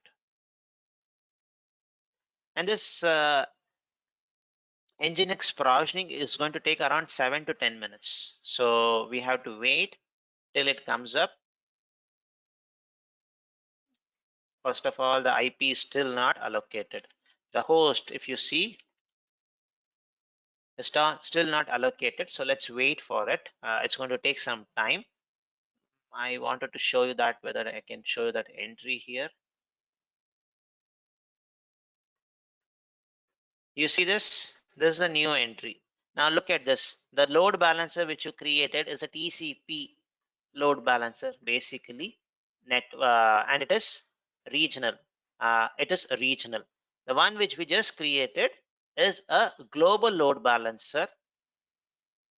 And if I just click on this load balancer details, if I go to my host and path rules, you see this host and path rules. So if it is one, it's going to go to a specific one. If it's /nginx, it's going to go to your different path, basically. So basically to a different path. And this is going to take little time for it to come up. but the IP address is allocated. The IP address is allocated. So if I just go and access it, remove watch command. If I access it, I just going to put it also in the chat. It should usually show error message or page not found is what it's going to show. After sometimes only I should be able to access it. Around 5-10 minutes it takes. It shows like this. So let's wait for it. There's one question from Anil B. Traffic L7 load balancer node port service. So when it comes to yeah, that's the flow. So node port, that is going to go to your service basically. Yeah. So that's going to be the stuff, the flow which you mentioned. It's going to be that way. And the simplistic way to understand the flow is always like this. From your load balancer, sorry, your ingress, which is nothing but your load balancer, it is going to hit your service basically. And these, if you were to ask me, it's going to be something, a combination of node port like this. So Mahesh, what we understand earlier, we were exposing our services via load balancer. So we thought of, rather than exposing those as a load balancer, we will utilize Ingress provided by Google or others service provider, and that will be acting as a layer 7 load balancer, and our services will be exposed as node port, right? That's Correct, what we correct. I'll understand. just show you. So I'll just show you the flow. Yeah. Ingress. Then once the ingress comes, so it's going to goes to your node port. Then it goes to your cluster IP. Then the flow goes to your pods. Sorry. This is the flow for your ingress.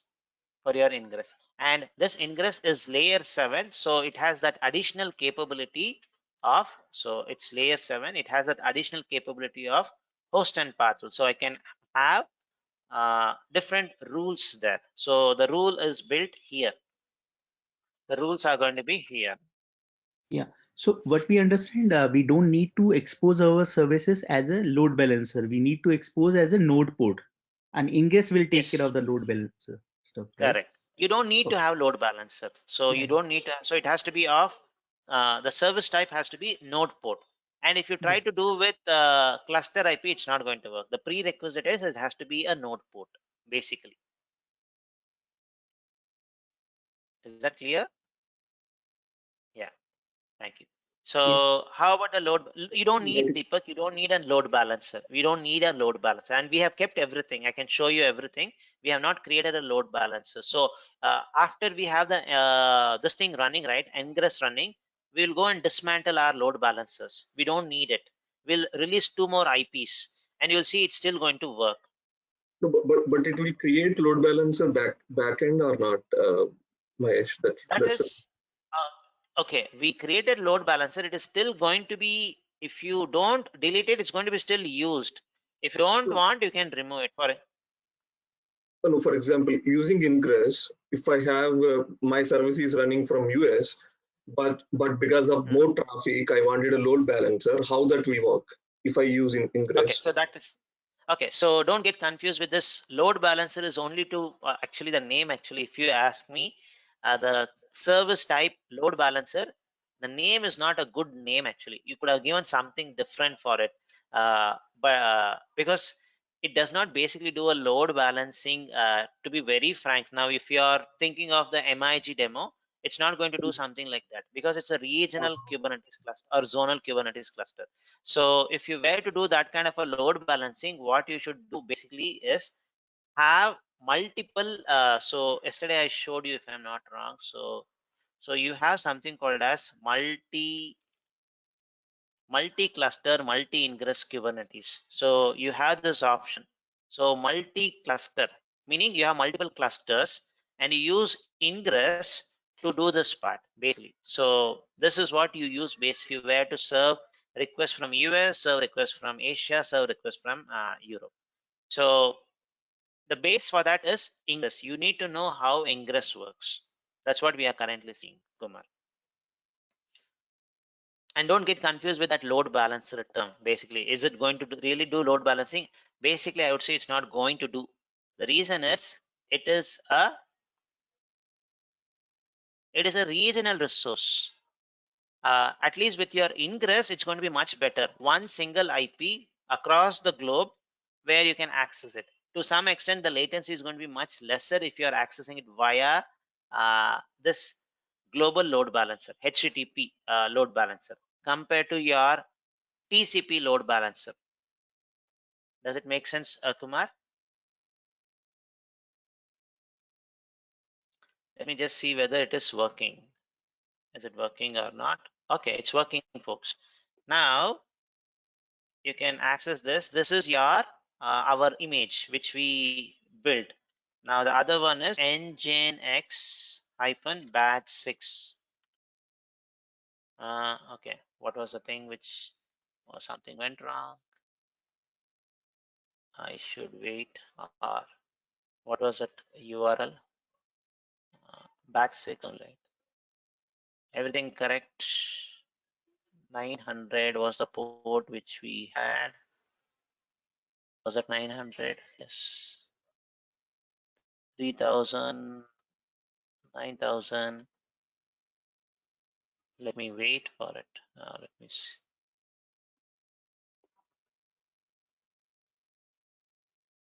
It is serving nginx. Okay, let me just see. Okay, I understood it. Index.html.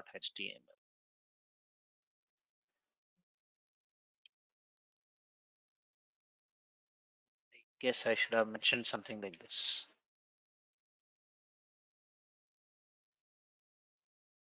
I'll tell you what is happening. So if you see here, what you get is page not found, but it is showing it is serving from nginx. The reason is the host and path rule, we have not designed it very properly. So what we should have done is, I'll show you the mistake also. Usually what we have done is, we have just mentioned it like this. So it's better to mention your path like this, anything like star. So that way you should be able to have your request served. So it's going to show welcome to container. What is that? Welcome to nginx, something like that. So star, the path is going to be always important. So if you don't put that path, it's going to become difficult. So let me just do this. This was a mistake I did. Let me just do it one more time. Update my ingress. So update my ingress. So it's going to come up. Next, it's going to take time. So once it comes up, we should be able to serve this one. So the whole path is one single IP address, folks. One single IP address with which we are able to serve multiple uh, workloads. So that was the whole purpose of having ingress here. So if you don't want load balancer anymore, you can just delete these two basically. Don't delete it from here. Release it, delete your load balancer service. It's going to delete this automatically.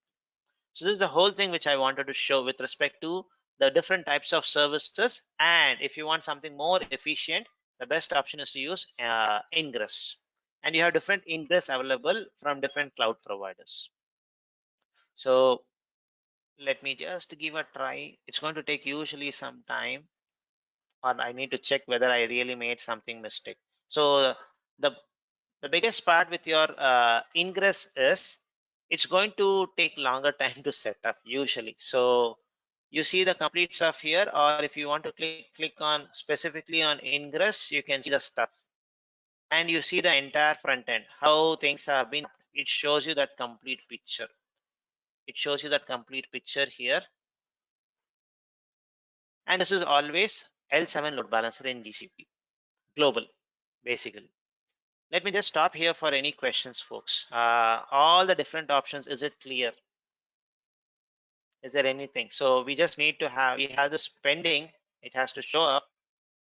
It has to show up. Once it shows up, that's going to be a complete demo. Any questions so far on this part, folks? All the three different options which we have, four different options. Four different options. Any questions?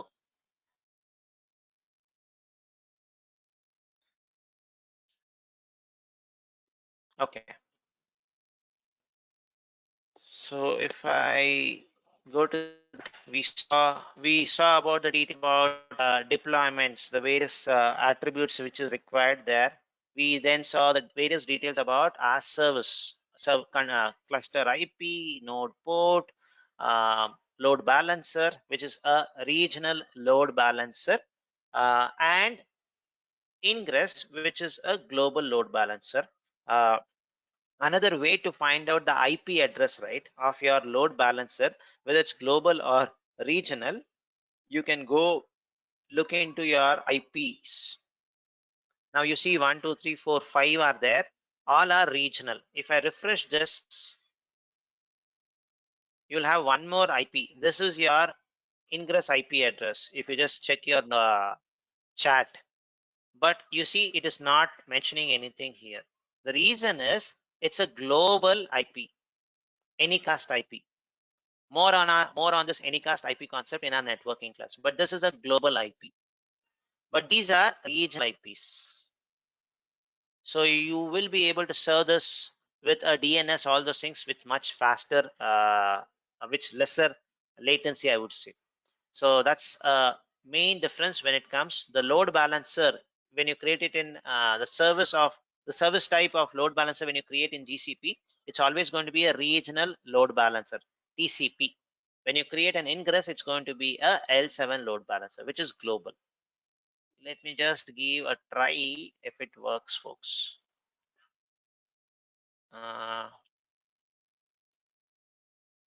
What should I call this? This is working.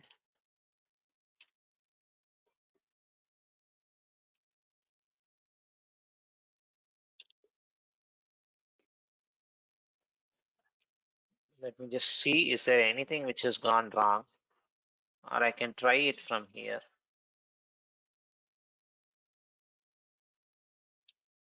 Backend does not exist. Rule, okay. Slash X. Not working. 1 minute. If I put load balancer, this was our load balancer, which was working.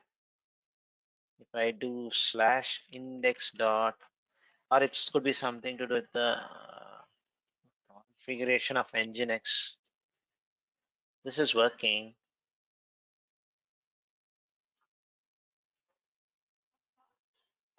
I'm seeing whether I can do this.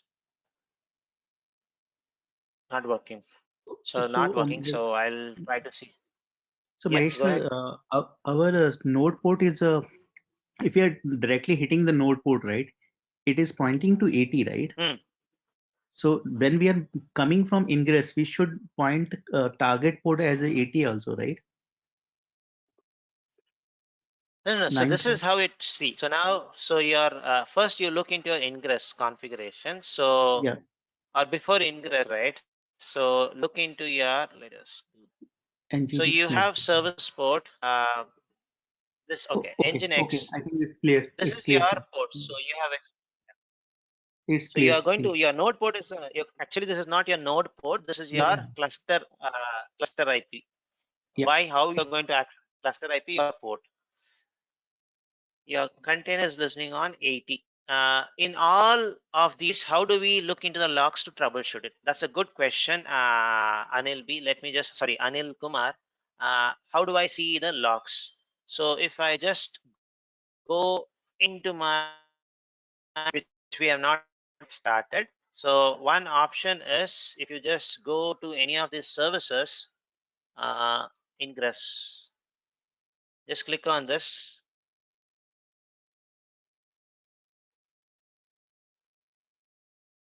Click on that service. Usually you will have a new feature. This is a recent feature where in that service itself, whatever the service which you have done, you are going to get the logs built in and see what's really going wrong. How do you troubleshoot it? This is one way. The second way is you have a one-stop shop as cloud operations stack driver. So cloud operations, you go to logging, put specifically a filter and get it. But if you want a specific resource, just click on that resource. You will have this tab of logs, Anil Kumar, so and you should be able to get it. Or if you have a complete picture, you just click on this, which take to your stack driver logging or cloud operations logging only. So it's going to just directly take it with all the necessary filters which you need to put. What are those filters? I'll talk about it later in our module 7, where you'll see those various options there. So stack driver logging or cloud operations logging, or go to the specific and click on it. That way you should get to know the log information. Now ours is not working, so anyway you can look into the log to see it. It shows it is updated recently, but still not working as expected. Let me just try once. Not working.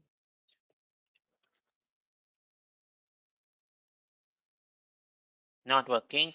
Okay, for a minute, right? For a minute, what I will do is I'll just do this one, folks. Port 80. Let me just try some small thing just to see whether it is to work. I feel it is something to do with Nginx. So if I do this one directly, it's going to be version 3.0. If it is slash Nginx, I'll try to serve it with welcome to containerization. Let me just give that try and see whether we can fix it quickly. So I'll change my Nginx deployment to slightly different. So I'll just copy this. I feel something is wrong with my Nginx there, so I'll just do this way. What I'm going to do is, instead of running this Nginx image, we'll run an older image of our my app 2.1. Now, what I will do is, in my service port of my Nginx, I'm going to make it as 80 because I have my new my app which listens on port 80. So I need to deploy this, then there's a chance my Ingress can start working better. The expectation is, if I put slash, it should show welcome to containerization 3.0. If I put slash nginx batch 3, it should show something like welcome to containerization. That's what I'm expecting. So let's give a try. If it does not work, I'll just check it out later. So you need to change the app name. Not required. So in my deployment.yaml, my label is nginx still. My label is still nginx. What my service is going to look for. So I don't need to change it, Kumar. So it is still nginx. So it should not be a problem. So let me just try k deploy minus. Even though it is nginx, it's not nginx content. That's one thing. I wanted to then deploy my service. No, not this one.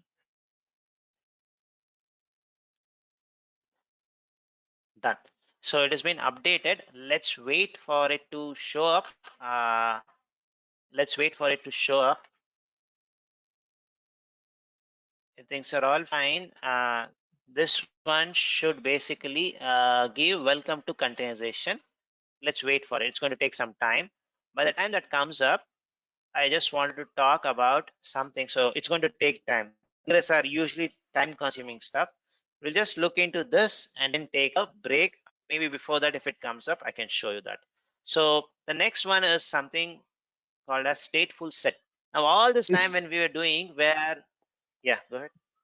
It's coming, I believe. Sorry. Is it coming? Mm, 1 second, I saw some.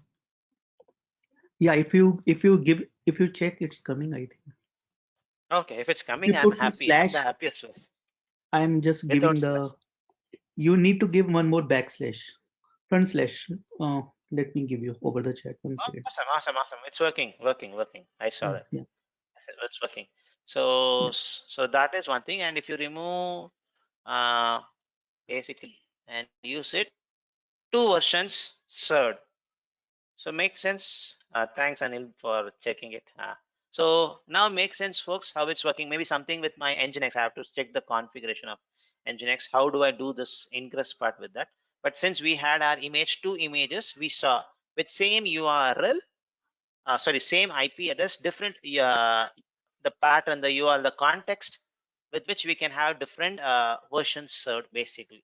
So this is something which I wanted to share. Now you don't need any more your load balancer. Go ahead and delete your load balancer.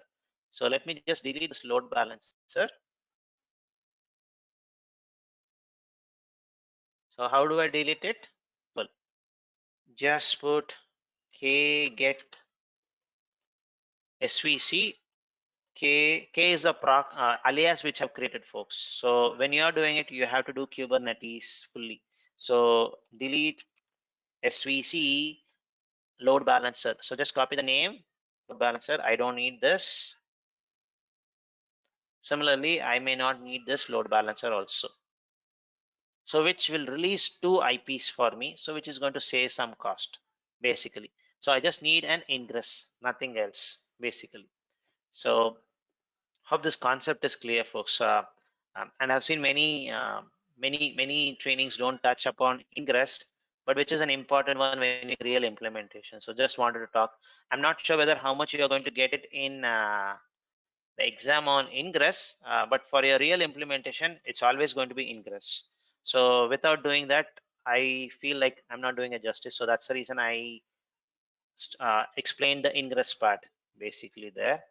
So no more load balancers, but I just have my ingress. So ingress is good enough. Yeah. So let's just verify whether it is still working. Sorry, not this one.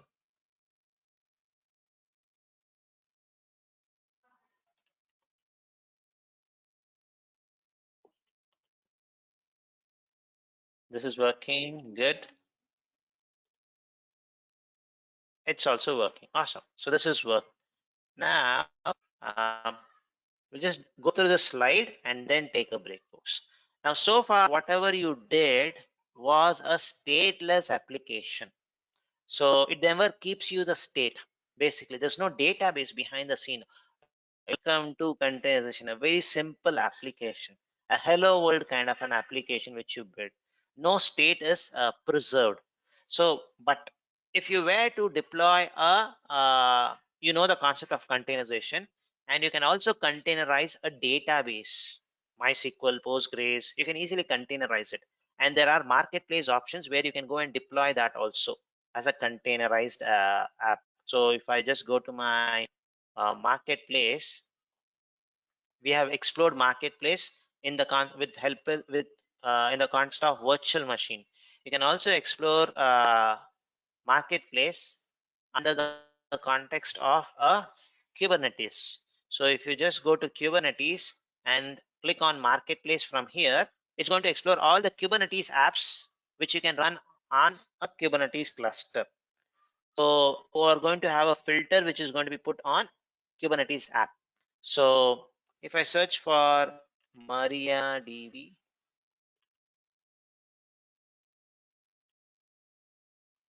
so this one you see, this is MariaDB, which is going to get installed or get deployed on a Kubernetes cluster. So when I click on configure, it's a Kubernetes app. So if I click on configure, it's going to tell me in which Kubernetes cluster do you want. So it asks for a Kubernetes cluster, or you want to use an existing one. So this one basically is a stateful application. Why database is a stateful? It's going to process that information in tables, right? So it's going to keep that information. So this is basically a stateful application. Now, if you want to have a stateful application deployed in Kubernetes, the best way to use is a stateful set. So this is another kind of an object which is basically for stateful applications like any database, MongoDB, MySQL, Kafka, anywhere you want to process this information, you will use stateful set. And one important advantage of the stateful set is pods will go down, come back, all those things. As we know, pods are mortal. It is not immortal like God. It's mortal like us. Pods are like us. Uh, it will go down, come back, all those things. Whenever it goes down and comes back, we have seen in our deployment, right? It comes up with a new IP address. It comes up with a new name. So it's not unique, it's random there. But when you're doing with a database, right? So you will have lots of requirements where the host name should be the same. The pod name should be the same. All those requirements would be there, and it has to connect to the right storage. All those kind of a requirement would be there. So that's where that stickiness comes into picture. So it's going to have that stickiness where it's going to give the, even if the pod crashes and it comes back again, so this pod goes and comes back again, it connects to the same storage and gets it. So that's where stateful set comes very handy. And instead of me explaining this one, right, I saw a video, folks, mind-blowing video. It is around 15 minutes, the video. I'm just going to put it in the chat. 16 minutes. I would strongly suggest you to look into it, please. I thought I will not do a justice when the kind of demo which this person has done is awesome. And the content is too good, I would say. It was so nicely explained. So I usually do it in a different way, but this one was too good, I thought. So instead of me explaining it, watch this video and you'll get the concept of stateful set very easily. So basically, in a nutshell, it is for stateful applications. Whenever you have a database, you have to persist the information, all those things, and you are deploying it in a Kubernetes cluster, prefer to use a stateful set. So this is again a kind of object. How do I create stateful set? Simple. Go to your this thing editor, create one stateful set dot YAML. State yeah, stateful set stateful set. Do I have seen once. So stateful. So the kind of object is going to be stateful set. Basically, that stickiness is going to keep the host name, everything is going to be retained, the IP address, all those things are going to be retained. So this is going to be really helpful for applications which is going to maintain the state like a database. So I would strongly suggest to look into this video. One of the nice videos which I have seen on stateful set. So that's on a stateful set. I'm not going to do a demo on this. Look into it. It's not clear. Maybe next week you just drop me a mail that this was not clear. I will do a demonstration. I usually do a demonstration of basically this DB, where I explain it via demonstration. Like when I delete a pod, what happens? It comes back again, but still I have the content there. So you have a storage persistent volume, basically called as in Kubernetes, and you are going to have a kind of deployment, sorry, kind of object is stateful set with which the stickiness is maintained. In stateful, the IP will retain, and we are saying internal IP, right? Yeah, that IP is always going to be your internal IP. That's going to be a cluster IP, basically. It's going to be always cluster IP. So this could be very helpful, and this video, the person has explained it very well. I will really look into it right after the class. It's going to help. So what we'll do now is we'll take a 10 minutes break, folks. Once we come back, I have one small slide on Kubernetes. We'll finish it and move on to the next component, which is App Engine. Okay, so take a 10 minutes break and come back. This conference will now be recorded. So before the break, we saw what is stateful set. Basically, a key part is to retain the IP, the host name, basically the host name, Then your, I guess the IP part I'll Anil, I slightly doubt. I'll just check it, but the host name should be retained is my understanding. I'll just check the IP part. Stable host name. The stickiness is going to be maintained there so that even if it crashes, comes up, the pod comes up, it's going to retain those information. So that's where stateful set comes very handy, usually useful for uh, deploying database apps on Kubernetes. So that's where this comes. The IP part, I'll come back, Anil. I'll just check it. I'm not very sure whether the IP is going to be retained when the pod comes and goes. It may not be, but the host name is going to be retained. The host name is going to come from your pod name. So the host name is going to be there. So a small question. Your application uses Kubernetes to manage several workloads. One workload may be a specific workload. There are multiple workloads. One workload requires a consistent set of host name even after the pod scales and relaunches. So even when it scales, the cluster IP, yes, the cluster IP part, I'll just get it. Yeah. So anyway, I'll just check the pod IP. The cluster IP is going to be the same thing, but the pod IP, I just need to check it. Yes, so what's the answer? Anil Kumar got it. Vivek got it. So straightforward one. And I've tried to highlight also the important stuff which you need to look for this one. Consistent set of host names, even after the pod relaunches, crashes, relaunches, all those things. So what's the option which you're going to use basically? Straightforward answers, but these things sometimes if it's not covered, you should not lose it out. So just want to share you that there's a concept for full set there. Only 3 response was a very simple question, folks. Or maybe people are not back from the break. Okay. Anil Kumar, Vivek, Anil B, Kumar, Anil B got it correctly. Stateful set. The answer is simple. Stateful sets is going to help you out to have that consistent set of host names. So sometimes looking at your documentation is very, very helpful actually. If you ask me, the content which I pasted here was just a copy paste of the documentation only. So it was a paste of the documentation which mentions the specific word, persistent and stable host name, which is going to be with your stateful set.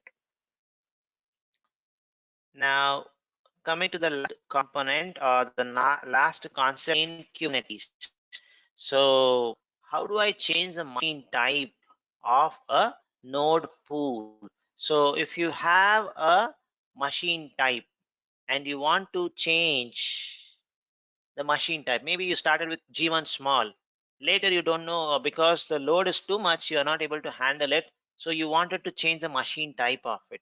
Then how do I do it? So when you were to do something like this, the machine type, just go and check it. Yesterday itself we have given a try. Let me now one more time give a try. Compared to yesterday, today we have more concept. So the question is something like this. So if I just go to my code, my bad, to the cluster and look into my nodes, the configuration of my node pools are, there are 3 nodes in this pool and each is of G1 small. Now, this machine type is not fulfilling my workload. My workload is little memory intensive. So I want more better configuration, better machine type. It's not N1 standard, maybe N1 standard 4 is what I wanted. Now I cannot change it if a node pool is already created. If you see here, click on edit, the machine type, I will not be able to change it. I'll get that option to change the machine type. So I can just increase the number of nodes, enable auto scaling, all those things, but I cannot change the machine type. I cannot change the machine type. Or if I go to my Kubernetes page itself, sorry, Compute Engine screen itself, and try to edit, stop and do it, even that is not possible because it's a managed instance group. Let me just show you. So if I just see, change add a column,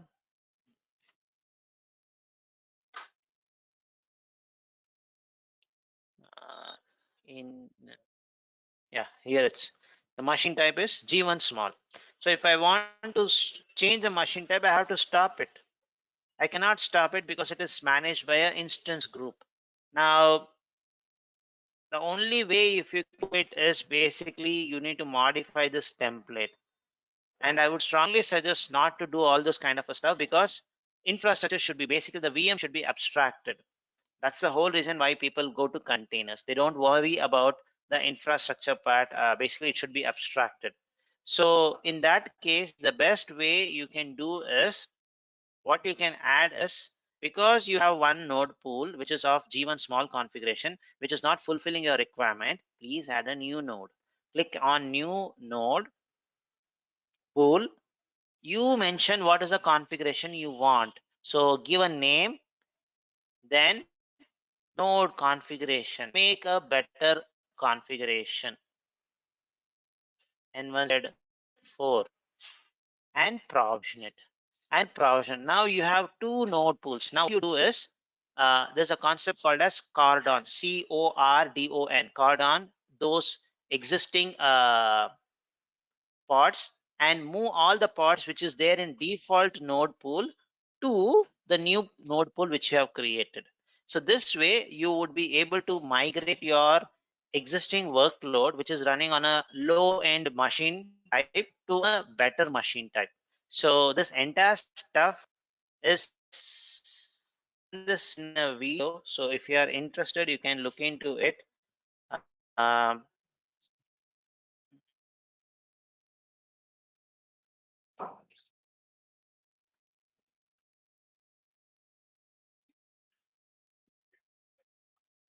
so if I just go to my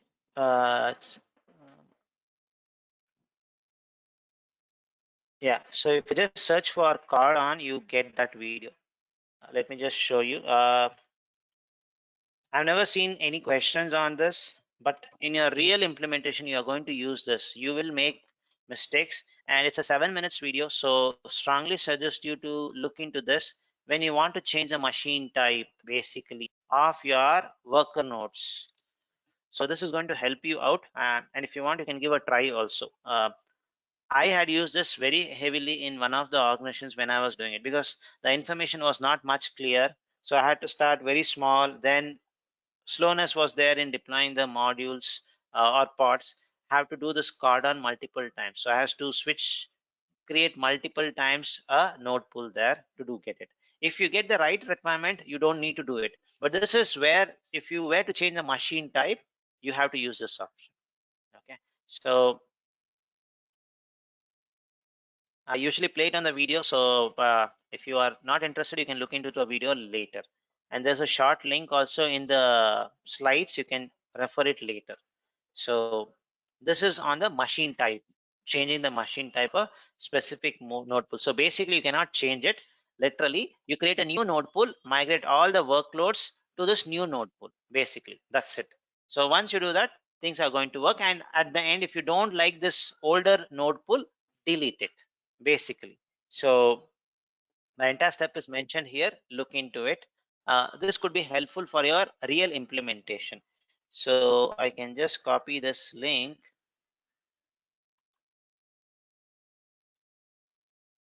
and put it in the implementation document for your reference. So to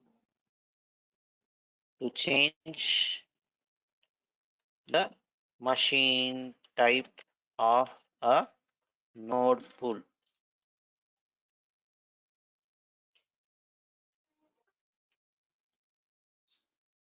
15 and 17 have a custom script to delete older containers in GCR so that the okay, fine. Both are same. Yeah, correct. Fine. No worries. Thanks for highlighting it. So that's on Kubernetes part, folks. That was the last slide which I wanted to show on the Kubernetes part. Now, when do you think you should go with Kubernetes? When do you think you should go with Kubernetes, first of all?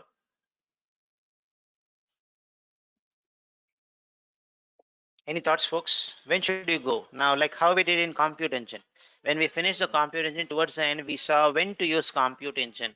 So when should you use Kubernetes engine basically as a first question? So when you don't have a software, sorry, I did not understand. If you don't have, I would say you don't need anything. So I don't need any infra itself. So Deepak's point is good. When containers are involved, microservice based solution, okay. Low operation work, auto scaling for containerization, all those things with load balancer, good.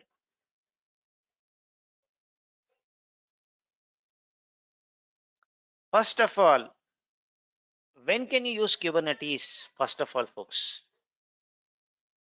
First, the application should be containerized, right? So it should be containerized. If the application cannot be containerized, right? Forget all the concepts which you learned.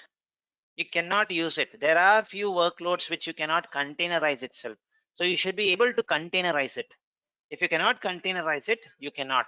So I can just give you an example where one of the app I was not able to containerize it. The only reason was it was a commercial product, licensed product, which expects a specific license attached to the MAC address of the machine on which it is running. So it was very difficult for us. There are few options is what I heard recently. So if there's a virtual machine, there's going to be a MAC address for it. So the MAC address is what is the license attached to. So this pod is mortal. It will go down, come up, all those things. I cannot have a specific MAC address for it.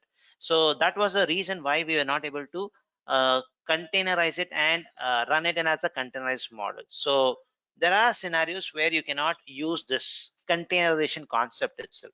So if you cannot containerize it, the fallback option for you is your good old friend compute engine. So you have to go to your compute engine back there. So first check whether the workload can be containerized.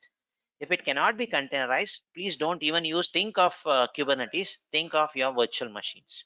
So as long as the software can be containerized, yes, I have a great chance of doing it. And one small tip which I can give to check whether the application can be containerized or not, simple.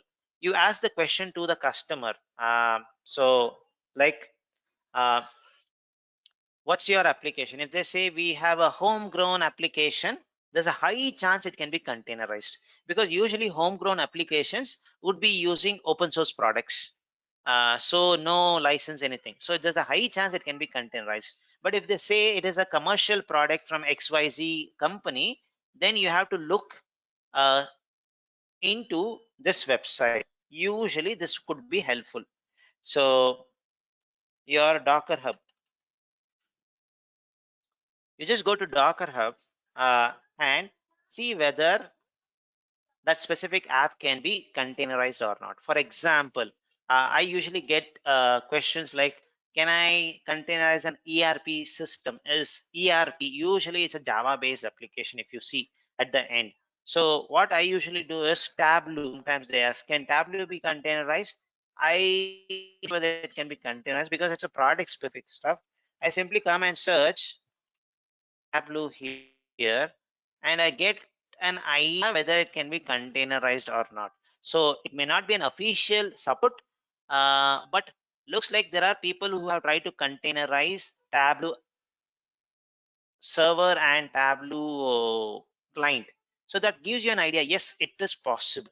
And if you just search for some ERP system, ERP, you get something which is possible, is not maybe a specific ERP from Oracle, but there are possibilities where you can do it. So this is a hint, folks. This is a hint, whether it can be containerized or not. A commercial product, for example, Oracle.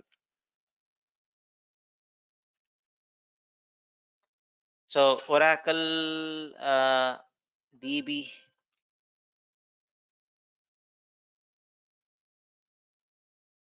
Not so good at Oracle, so Oracle database, let me see. Not getting, okay, Oracle database, yeah, Oracle database with respect to your, it is a verified image. So you can containerize, it's already there. So you just pull this image, run it in your Kubernetes, it's going to work. So with the specific license or anything which you need to add in. So it's going to work. Similarly, if you try MySQL, you have an official image, so you can run it as a containers app directly there. So this is going to be a good starting point for you to see whether the app which they want to run, whether it can be modernized, can be run in a container or not, basically. So that's where this when to use comes into picture. And if whenever you hear from the customer agnostic, environment agnostic or cloud agnostic kind of a requirement, I would always prefer to use Kubernetes. So I will always use Kubernetes. The reason is I have seen this in my own experience. So when I was working in a service-based company, so first time they had an application, a microservice of not one, I guess 11 microservices. It was something like an Uber Eats kind of an application. Uber Eats kind of an application which needs to be deployed. So they did not give any information whether they want cloud native or cloud agnostic. So it was a Java based and some Node.js based application. Okay, the backend was Node Java, front end was in Node and Angular. So this gave me the details about this is what needs to be deployed. So and it was in GCP. So I just simply deployed it in App Engine, which we are going to see in next few minutes. So later, 3 months later, they came back and told Mahesh, we may move to AWS in next few months. So we don't want to use any native solutions. If you use native solutions, you are going to have a vendor lock-in, meaning App Engine, which you are going to see in the next few minutes, is a native solution, meaning App Engine exactly you will not get it in other cloud. You get a flavor of it. But if you have containerized it, you get a same kind of containers option in other cloud also. You get Kubernetes offerings in AWS, in Azure. So whenever they say cloud agnostic, I would always prefer to use Kubernetes there. Container concepts is going to be used basically. So if the customer says I want cloud agnostic, prefer to use GKE or container concept. So tomorrow they don't like GCP, they want to go to AWS, fine. So they can access the container registry and they should be able to deploy it easily. So that's where Kubernetes comes into picture. Cloud agnosticness when you want, and if the application can be containerized, go for this basically. And this is going to, I currently see most of the industry, most of the organizations are containerizing their workload, and there are tools to automate this also. Various cloud provider provides it. GCP also has one called as Migrate for Antos, which helps you to migrate from a virtual machine content into a containerized based app basically. So that's something on Kubernetes, folks. A little longer module because it requires some prerequisites also. So we spent some time on containerizing itself. So it took time. So there's one question in the chat where Anil Kumar wants an explanation of what is a monolithic application, what is a microservice based application. So for this, I usually take this example. Let me just show you this example. Uh, Istio.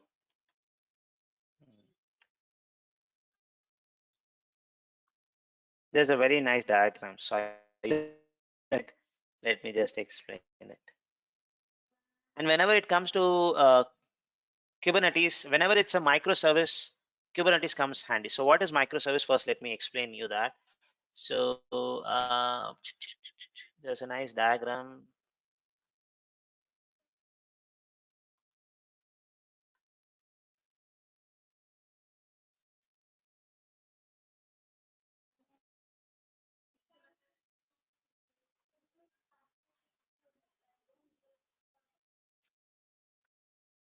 Anyway, we are not discussing still, but I'm just going to use that image, folks. Let me just get you that image.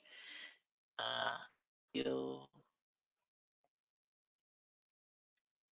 uh,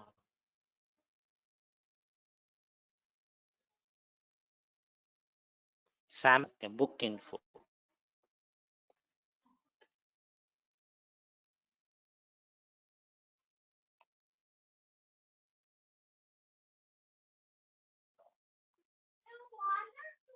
That's very nice to easy to explain. So let's explain it. Uh, yeah, that's the image. This the image. I'll put it in the chat also. Usually to explain my service versus monolithic, I usually use this. So open a new tab.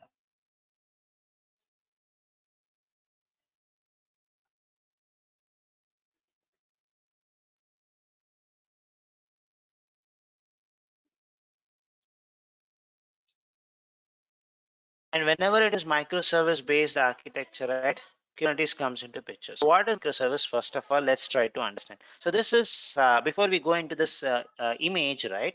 So usually people in the beginning used to dump everything into one single code base. So monolithic. So if you have an app, say for example, banking application itself, you take a banking application.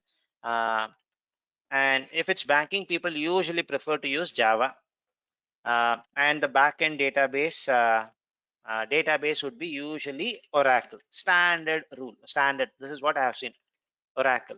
Now, if it's a banking application, you'll have lots of services in it, right? Open account. This could be one service. Then credit card specific services, open account service. These are various services. Like you can treat this service as if you go to a physical bank.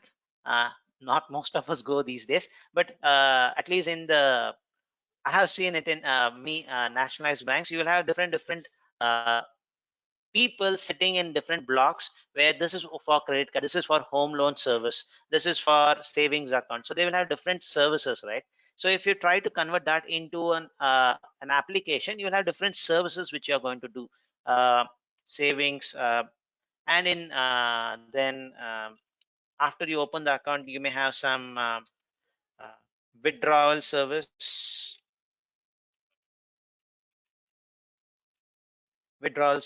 and deposit service. You'll have lots of services when it comes to an application. So because it's a monolithic, meaning once very powerful application, everything is written in Java. Language is just an example I'm taking. It could be in .NET also. But usually banking application, they write it in Java. And many people think Java is very secure. I'm also of the same understanding. So it is written in Java. Everything is there. Now, tomorrow, say for example, you have a promotion stuff needs to be done in your bank because you're launching some service, maybe with the bank and some with stock market or something. You're trying to do something, you're trying to launch a new service. So you are going to add that something like trading. Let's do something like trading service. I see these days many banks are doing it. Now, this is a new service. Now, because it's a monolithic, you will have to have a downtime because everything is packaged as one single deployment, usually called as .ear, an archive file or a /var file. It's basically a zip file kind of a stuff in very simple terms where all the stuffs are packaged and deployed. But everything is one single. It's like basically all the components, all the functionality is put in this code. Now, if you were to do even a small change, the entire application has to be redeployed. So this is your monolithic application. Usually, this is one powerful stuff. Now, later people realize that if I were to have some bug fix for a deposit service, why should my withdrawal service go down? And at least to some extent, withdrawal and deposit are related. But if I have a bug in deposit service, why should my credit card service go down? Which was not even acceptable, right? Because it was all one single application, you have to have a downtime. So that's where people came up with something. This is monolithic, folks. This is monolithic. I don't have a slide. That's the reason I'm using this. It's monolithic. Now that's where people felt, let's break this into pieces. I would say it's monolithic in a very simple term. It's like your joint family. It's like a joint family. Everything is there. So fun is also going to be there. Problems are also going to be there. So the communication is going to be very easy. So people inside the house, they easily communicate, meaning the services inside is going to communicate easily. There's no network latency. Your microservice based architecture is totally opposite. The nuclear family example. So microservice. So here what you will have is you will have different services split across different compute options. So you would have split everything and you will be running as different pods, basically, at least with the Kubernetes comps, or with your virtual machine, individual virtual machines you'll be running. So if you have a credit card service, basically you only deploy there. Only the credit card service is going to have a downtime. All other service is going to continue working. But with your microservice, everything is going to be in two different pods, all those things, right? It is like your uh, nuclear family, where people are going to be in different houses. If they were to communicate, they have to use a medium, right? So there's going to be latency. So with your microservice, because everything is going to be deployed in different pods, network latency is going to come. But the advantage there is, if I have a downtime if I were to deploy a specific pod, only that pod goes down. The remaining service continues working. So this is going to be a good fit for Kubernetes to pitch in. So I create, and because it is split, you can basically write code in different language. If it's monolithic, basically you have to write everything in one language. But if it's a microservice, because it's split, I can write different components in different languages. The backend stuff, I can write it in Java. The front end one, I can write it in Python. So that's going to be a good option here. So, and I can scale it very easily. So say for example, there's one service product page. Many people come and look my product page or my home page. I scale this. It's a different microservice, but many people don't do any transaction. Maybe this could be running at a minimum level. So in a very simple terms, it's a comparison between a giant family and a nuclear family. So when it comes to monolithic and microservice based, microservice, whenever you think of, Kubernetes comes into picture, basically, folks. And the network latency also, which I mentioned here, is going to exist in microservice. It's not that microservice is the best option. There are situations where people still prefer to use monolithic. There are situations where people prefer microservice based architecture. And now there's a new service type coming. Already people are using it, called as nanoservice. Where that network latency and all are going to be to some great extent reduced. But for microservice, the best way to deploy it is always containerize it. Containerize all your microservice, deploy it on Kubernetes there. Hope that explanation helps you, Anil Kumar. So Kubernetes comes very handy when it comes to microservice based architecture. And if it's a monolithic, it's preferred to run it on a virtual machine, basically. Okay, so that's something on the microservice based stuff. I usually use this. So it's very easy. You see one application.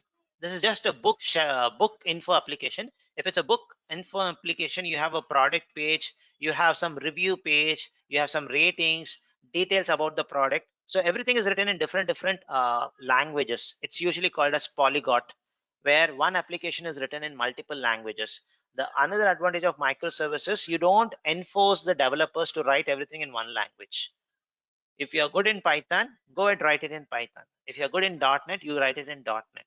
So that freedom is given to the developers. So another simple example, if I were to give, is microservice versus monolithic. So if it's a joint family, everybody cooks one dish. So everybody are forced to eat the same thing. But if it's a nuclear family, so they can prepare their own food of their choice. So that luxury or that freedom is there. So it's just a comparison there. So handy option when it comes to Kubernetes, it's going to be your microservice based requirement comes. It's always going to be your Kubernetes comes handy. Application can be written in multiple language as so you have microservices, right? You have these many microservices. Account opening, it's a one service. Now this has to be something as a front end, so there should be lots of forms, all those things.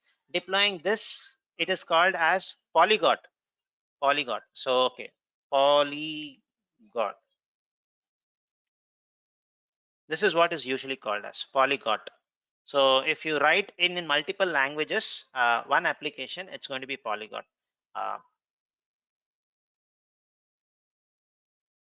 All right, so that's something on the microservice base, uh, microservice architecture. And who's going to decide whether it's going to be microservice based or monolithic? It's not you. It's not cloud architect. It has to be something like an application architect. Who is going to build the application? It's going to be decided by them.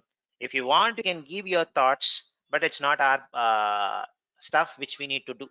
So it's going to be application lead or application architect who is good in writing, helping the team to write code in a language of their choice. So that was our last module, which was GKE, which is basically container as a service.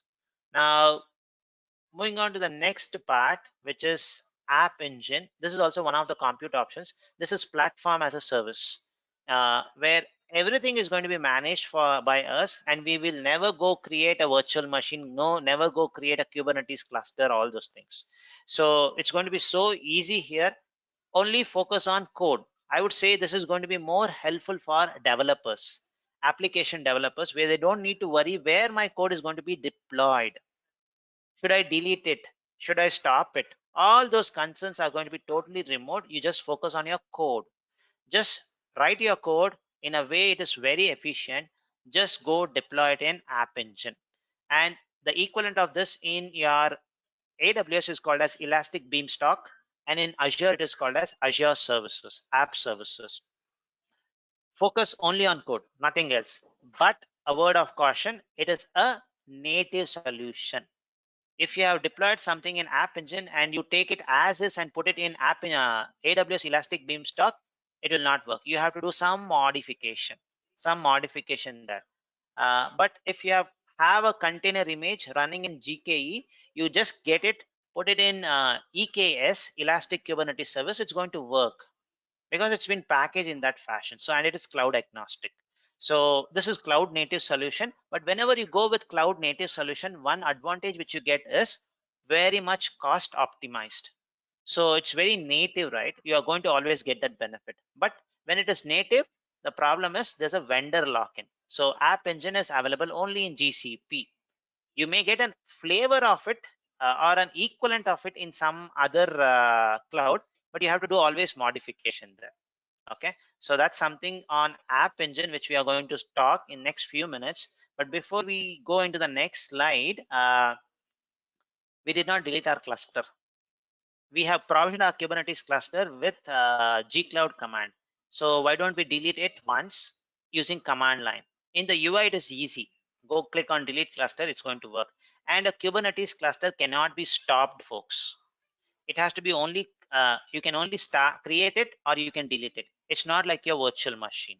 Okay, so if you're not running, if you're not using a cluster, please go and delete it so that you can save some cost. Okay, so let me just do this part. I forgot to do this. Slightly a jump back to the previous thing. So let me just go back.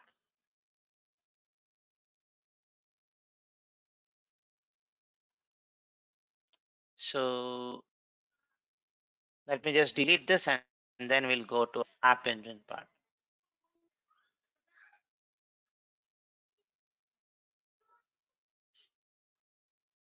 So there's an instance which we have, cluster which we have. So let me just delete this. So reconnect back. And all the demos which we saw in Kubernetes in Compute Engine took a good amount basically. The infra needs to be and you have to have lots of components. But as we progress further, right, with App Engine, cloud functions, Cloud Run, I would say the demos are going to be 10 minutes, folks, because they are already like at a high level. These are all platform as service, which becomes serverless products. So it's going to be very, very fast. So let me just delete my cluster. I'll talk about that when we do it. When we talk, we have not come to that, Kumar. So when to use this GAE. So we'll talk about that. So plus Cloud Shell container clusters, delete the cluster, and the name of the cluster is dev shell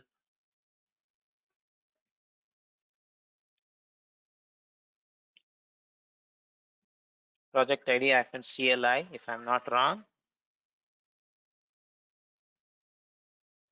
Yes, that's the one. CLI, and you have to always mention the zone, even while deleting it. Otherwise, it will not know in which zone it is.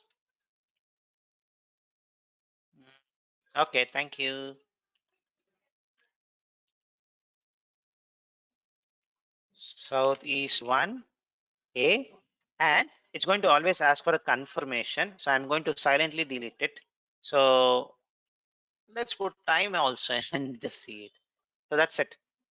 So that's going to delete my Kubernetes, a command line way of deleting it. So we provisioned it yesterday. Today we are deleting it. All right. So it's going to take some time to get deleted. Just it was a last part which we had to do. So just that part. So everything. Now coming back to App Engine, the focus is always with respect to writing a code, nothing else. You don't need to worry where my code is going to get deployed, how scalable it is, the environment is, what will happen if too much request comes, what will happen if no request comes, how will my infra work. I don't need to worry about anything when I'm focusing on GAE, Google App Engine, and the focus is only on code. And just for your information, this is the first product which Google launched in 2008 or the first product.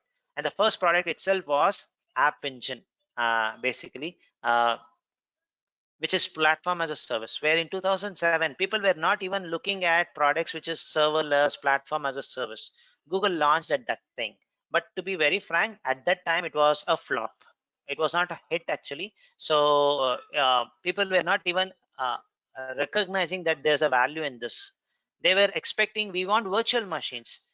You give us virtual machines where our application runs. But Google was little advanced and they were saying, you give us the code, we will deploy and manage it for you. People were not understanding. It is like, not sure how many are fans of Kamal Hassan. It's like Kamal Hassan movies, like movies where he has done in the past are at least like 10 years, 10 plus years, advanced levels. At that time when you launch it, it was a flop. For example, Hey Ram movie, I had seen it. So there was a myth that you need to know 5 languages to understand that movie. It was a classic movie, but people did not understand at that time. Now, after YouTube coming, lots of reviews people see, they go and look into that video. So it was the same case with Google. They launched platform as a service at that time where people was expecting infrastructure as a service. So you have to give the right product at the right time, basically. And Google, they themselves realized that they made a mistake, a blunder. The CEO itself had mentioned that it was something too much at that time. That could be one of the reasons why the adoption of Google was little less during the beginning days. Now Google has a different strategy altogether. They are focusing more towards multi-cloud, support for multi-cloud, all those things. That's why they are focusing more towards containers, Anthos, all those kind of stuffs. Slightly out of topic, but just wanted to say a history about this part. Now, when should you use this, all those things? Before we look into the App Engine details, all those things, there's a concept in cloud called as serverless. So the serverless term itself is a marketing term. So just to indicate, attract people, serverless, Meaning what it means is, as a customer for you, you don't need to manage any servers, any infrastructure. But as a cloud provider, there is lots of servers which they need to manage. But I'm least bothered how much servers you are going to manage as a cloud provider, because that's your bread and butter. You are going to manage it. But as a customer, I don't want to manage any VMs. I don't want to manage any Kubernetes cluster. I have a code. I want to run it. So I have a data. I want to run some analytics on it. I have a code which I need to publish it. So, or I have a code which needs to do some machine learning. So if that is the kind of focus, you will always prefer to use serverless products. And in other cloud, right, AWS, Azure, let me make a name, no problem there. So you will have less serverless products. So maximum what you will have is a storage. AWS will have S3. In Azure, you will have blob storage. And under compute, you may have AWS Lambda, Azure Functions. That's it. You will not have any more further serverless products. But when it comes to GCP, right, you get a database, a data warehouse which is serverless, a messaging service which is serverless, a database, basically a NoSQL database, which is serverless, ETL tool, which is serverless, and lots of serverless compute options. So machine learning also, you can do it in a server mode. Meaning you don't need to worry about the infra. Just focus on your code. What is your business outcome? That's the beauty. So I would say the only product, only cloud provider who has lots of serverless products are is GCP. So what are the products? If you are very curious to know under compute, what are the products which we are going to discuss? It's going to be our App Engine standard, Cloud Functions, and there's a new product also called as Cloud Run. So this comes under your compute option. A database which is serverless is called as Firestore or Data Store. A messaging service which is serverless is PubServe. A data warehouse which is serverless in GCP is called as BigQuery. A storage component which is not something unique, other cloud also has it, Google also has it. ETL2 which is serverless, data flow. Machine learning which is serverless, M engine. So you get lots of products in GCP which is serverless. This is the coolest part, I would say. Meaning you focus on your business part, never focus on infra. But the word of caution is, whenever you use this serverless products, there's a native cloud. These are cloud native, GCP native solutions. Vendor lock-in is going to be there.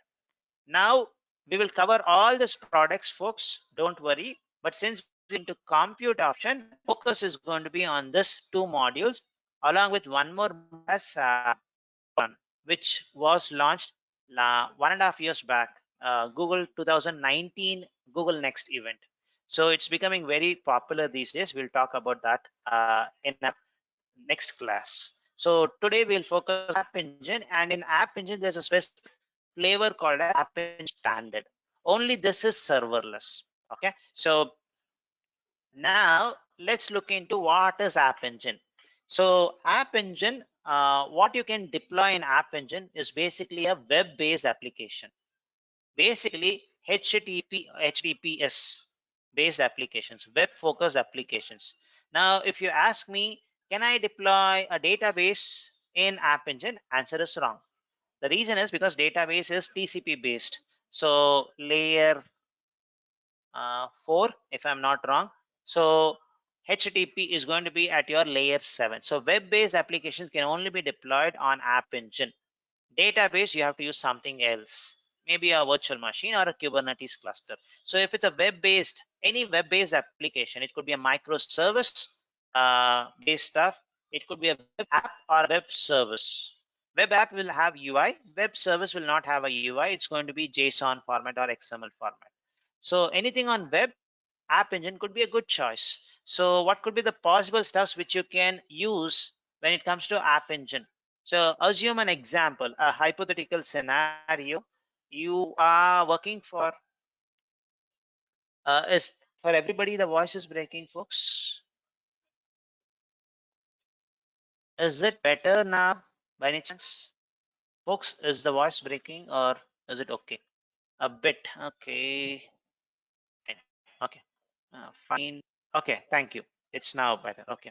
Some network glitch. Okay, so let's take a hypothetical scenario. It's a bank. Now they wanted to move to GCP, and if it's a bank, definitely they're going to have a web application, and they will have a database. Simplistic.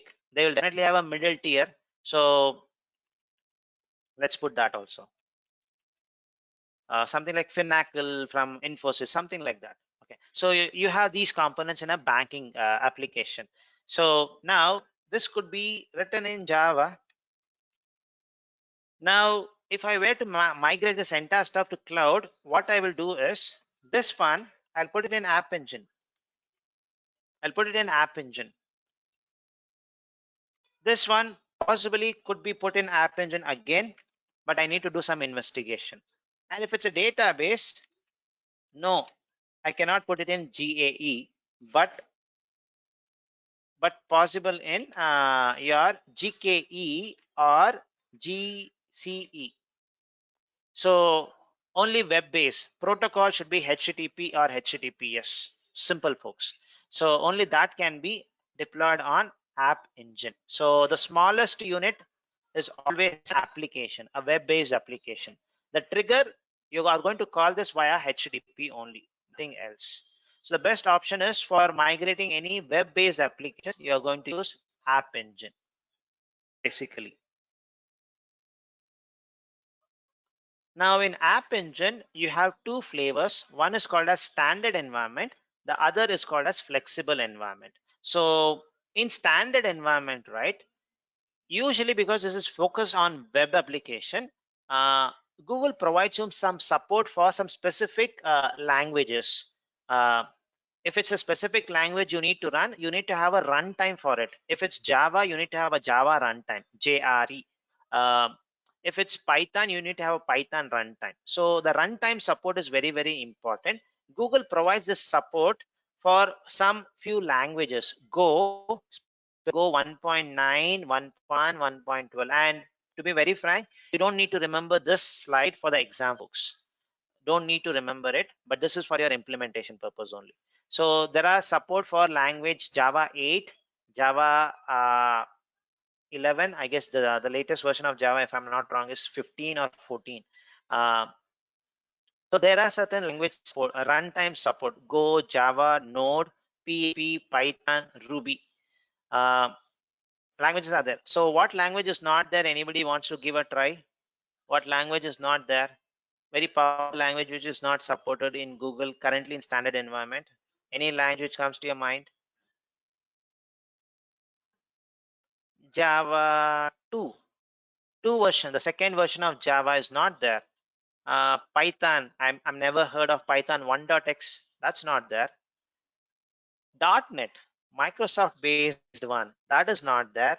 There are other languages like Perl, Lua.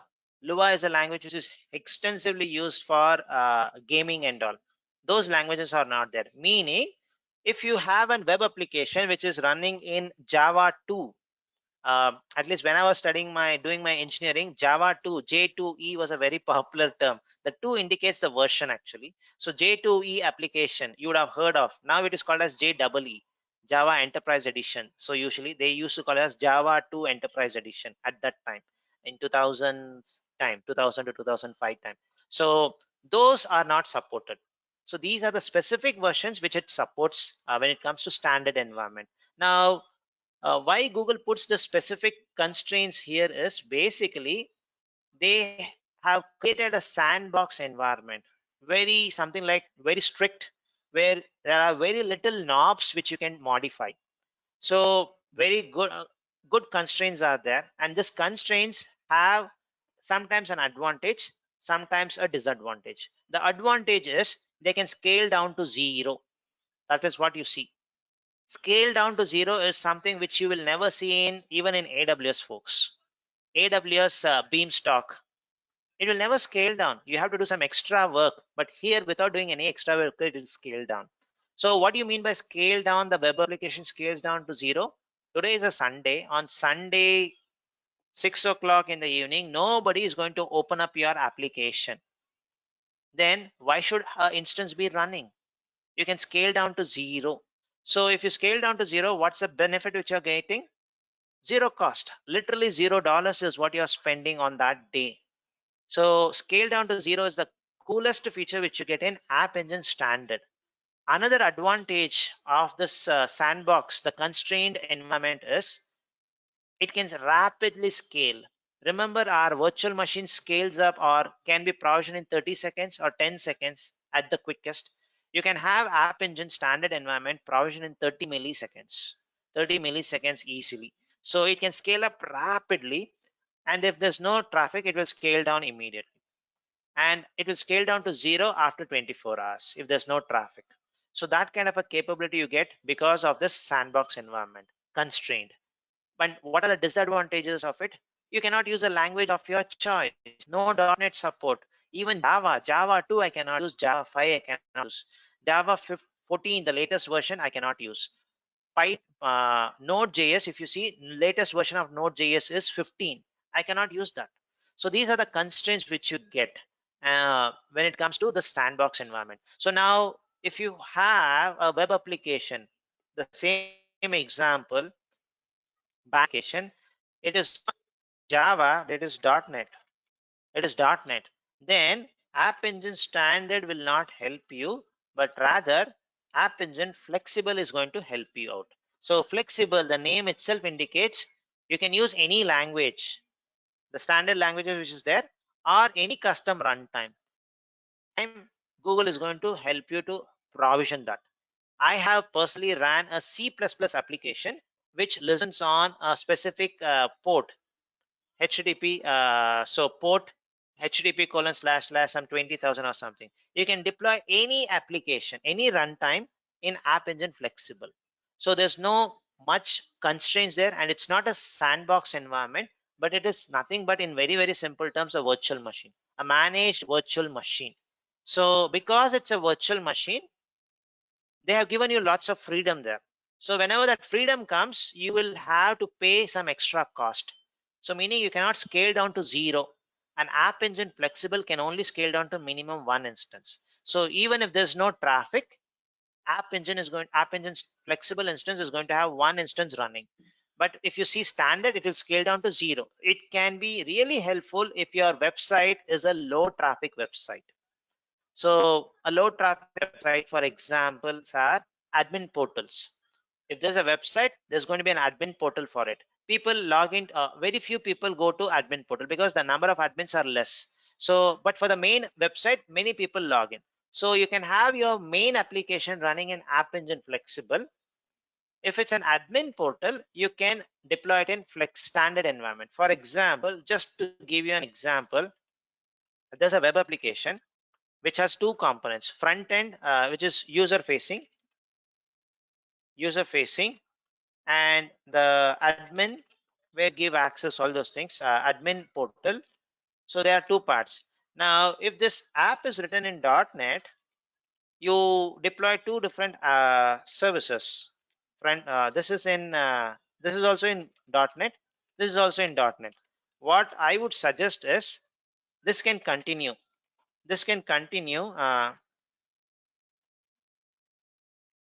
as .NET only in GAE flexible. But this one, because it's a low traffic portal, very less traffic comes. Only whenever you need to add an app, people, you go there. So in this case, I would strongly suggest do some change in the code. Change it to any of the language which you see. Any of the languages which you see is the specific version. For example, Java 11. Then deploy it. Then you are going to get some benefit of that. So this is where you can provide such suggestions. If the lead, what is that? The application lead or the application architect comes and asks you for suggestion, this is where you can give the language specific stuff. At that time, this version details is going to help you out. So two types of environments which you get. One is a sandbox environment. The other one is a managed environment. The sandbox is more constrained. You have little knobs to turn on, and your flexible is a managed service, so you have more flexibility. You can bring your own runtime, and easily deploy it.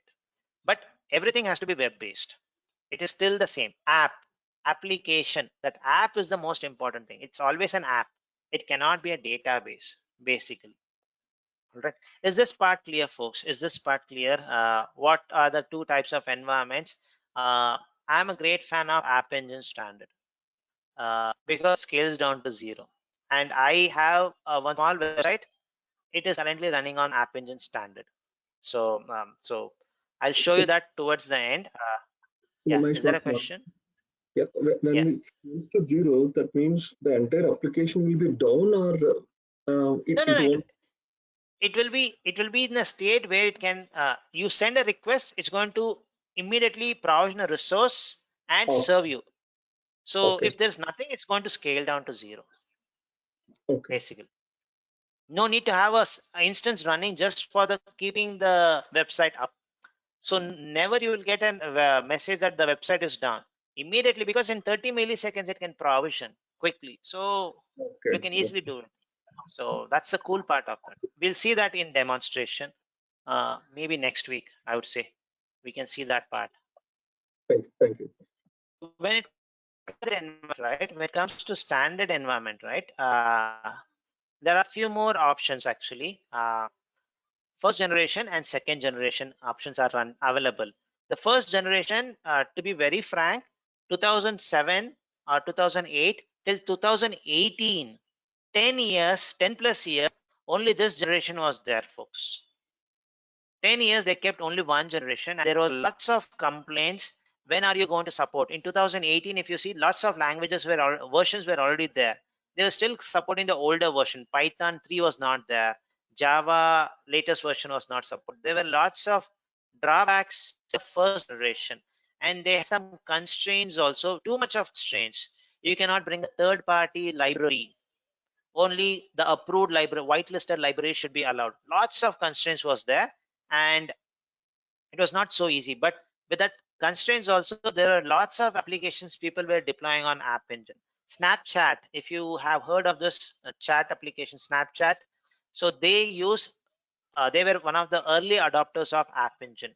So many people have used it, but this limitation was creating a problem. So in 2018, Google launched a second generation of it, where they provided support for latest versions, and they remove certain constraints.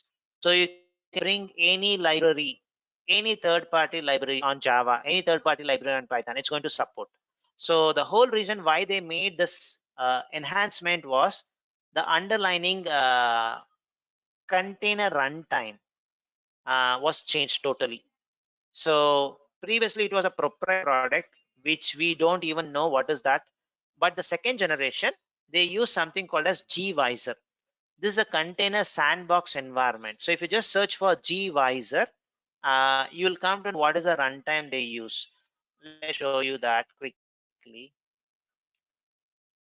Gvisor. So it's open source. So if I just come here, a container sandbox developed by Google and focused on security, efficiency, and ease of use in 2008. So if I just go here,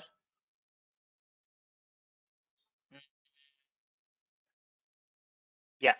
So you see, let me just zoom this a little bit.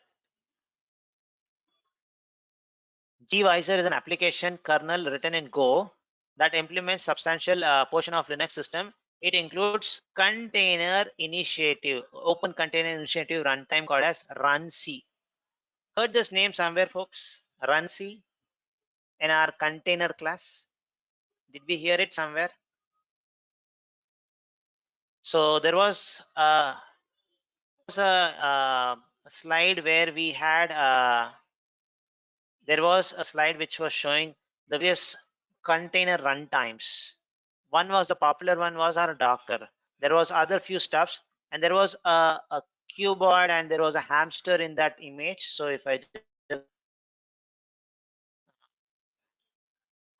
yeah, not Minikube.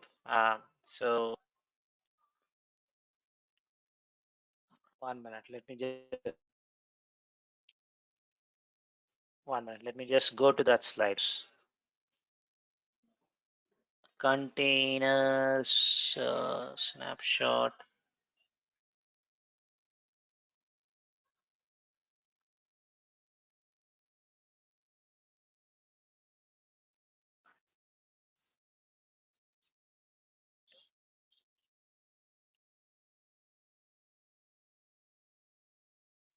This one. Docker was one of the popular runtimes, Rocket, LXD, and this one was the one which actually are run C or run C or run S. So this is a hamster in a cuboid. So I had mentioned this is based on Open Container Initiative. What is it? Specification. Open Container Initiative specification. So this is based on that. So this is the mother of all container runtimes. So people always extend this and create a new container environment. So even gvisor is based on the same thing. So tomorrow, if you're going to start up a new job, a new company or anything, and you want to have something like Docker kind of a stuff, you have to usually use extend this basically. So that's where you use it. So, and this is open source because of this runtime, it became very easy to support more runtimes very easily, support for more language runtime. So it was all because of this run C. Now they have an implementation that called Gvisor. So some things which we saw comes back there. So it was all because of gvisor base. Now you may expect more support for more languages very frequently. Now 2018 till 2021, so roughly around 3 or 2+ years. So you see lots of language support, and I guess there is also support for Ruby. Now Ruby is also there. So more languages would be coming, and maybe in future even .NET can come. .NET may come. So maybe in you can use standard environment itself for deploying even .NET based application. That can happen in the future. So now let me just stop here and show you the screen, how App Engine looks. And because it's platform as a service, it's a serverless product. Nowhere you are going to mention, I want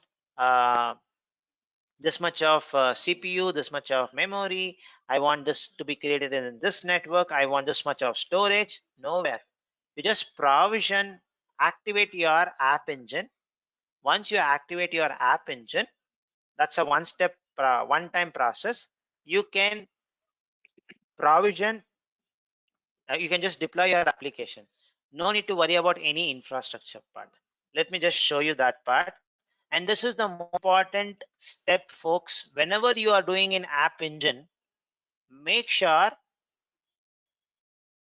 precaution when you're provisioning this. I'll also share my own experience with respect to App Engine once I provision it. So App Engine, when you come for the first time, right, you're going to see a screen like this. Afterwards, you will never see the screen because the entire user interface will change. Uh, Create an application is what it indicates. Behind the scene, it's going to do some process. One of the process it's going to do is, because it's a new service, a new service account is going to get created. We know that. Something similar is going to happen for App Engine also. And App Engine behind the scene, as I mentioned, everything is code. So it uses Google Cloud Storage bucket behind the scene to keep all your code for staging purpose. So two things are going to happen when I click on create application. The first one, a new service account. Let me just show you what's going to happen. Service account.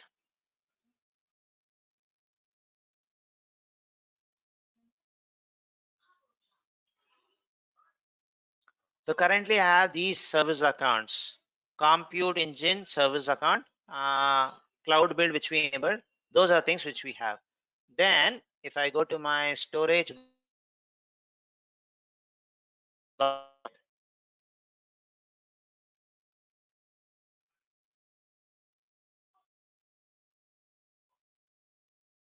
have already two buckets. One was for my storing my containers. The one which got created for my cloud build, I can delete it. I don't need this anymore.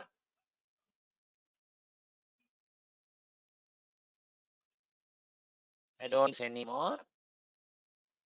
So this is a current stage, folks. One service accounts. 1, 2, 3, 4. That's it. Now let me go and enable my app engine. And this is the most important thing. I have done a blunder when I had done one implementation in a service account, service project, sorry, in a service-based organization. So what is that blunder? I'll explain you once I finish this part. So create an application. When I click on a create application, this is the most important screen. And please use this, look into these words. This is very serious words. Region is permanent.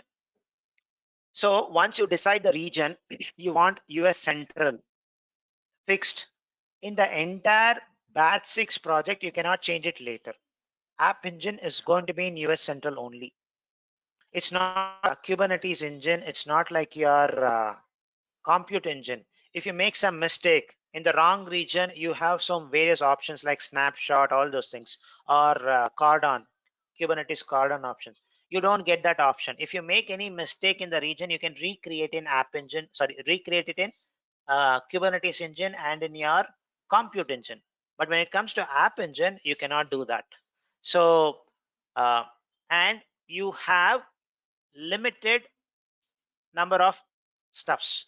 Now, if you look into this option, what does it strike you, folks? So the region, for the first time, we are seeing a product in our learning, which is a regional resource by default. Compute engine is by default a zonal resource. Kubernetes engine can be regional or zonal. But first time we are seeing a product which is by default regional. You cannot have a zonal presence itself. It's a regional product. And you get around a few products, a few regions, 1, 2, 3, 4, 5, 6, I guess 19.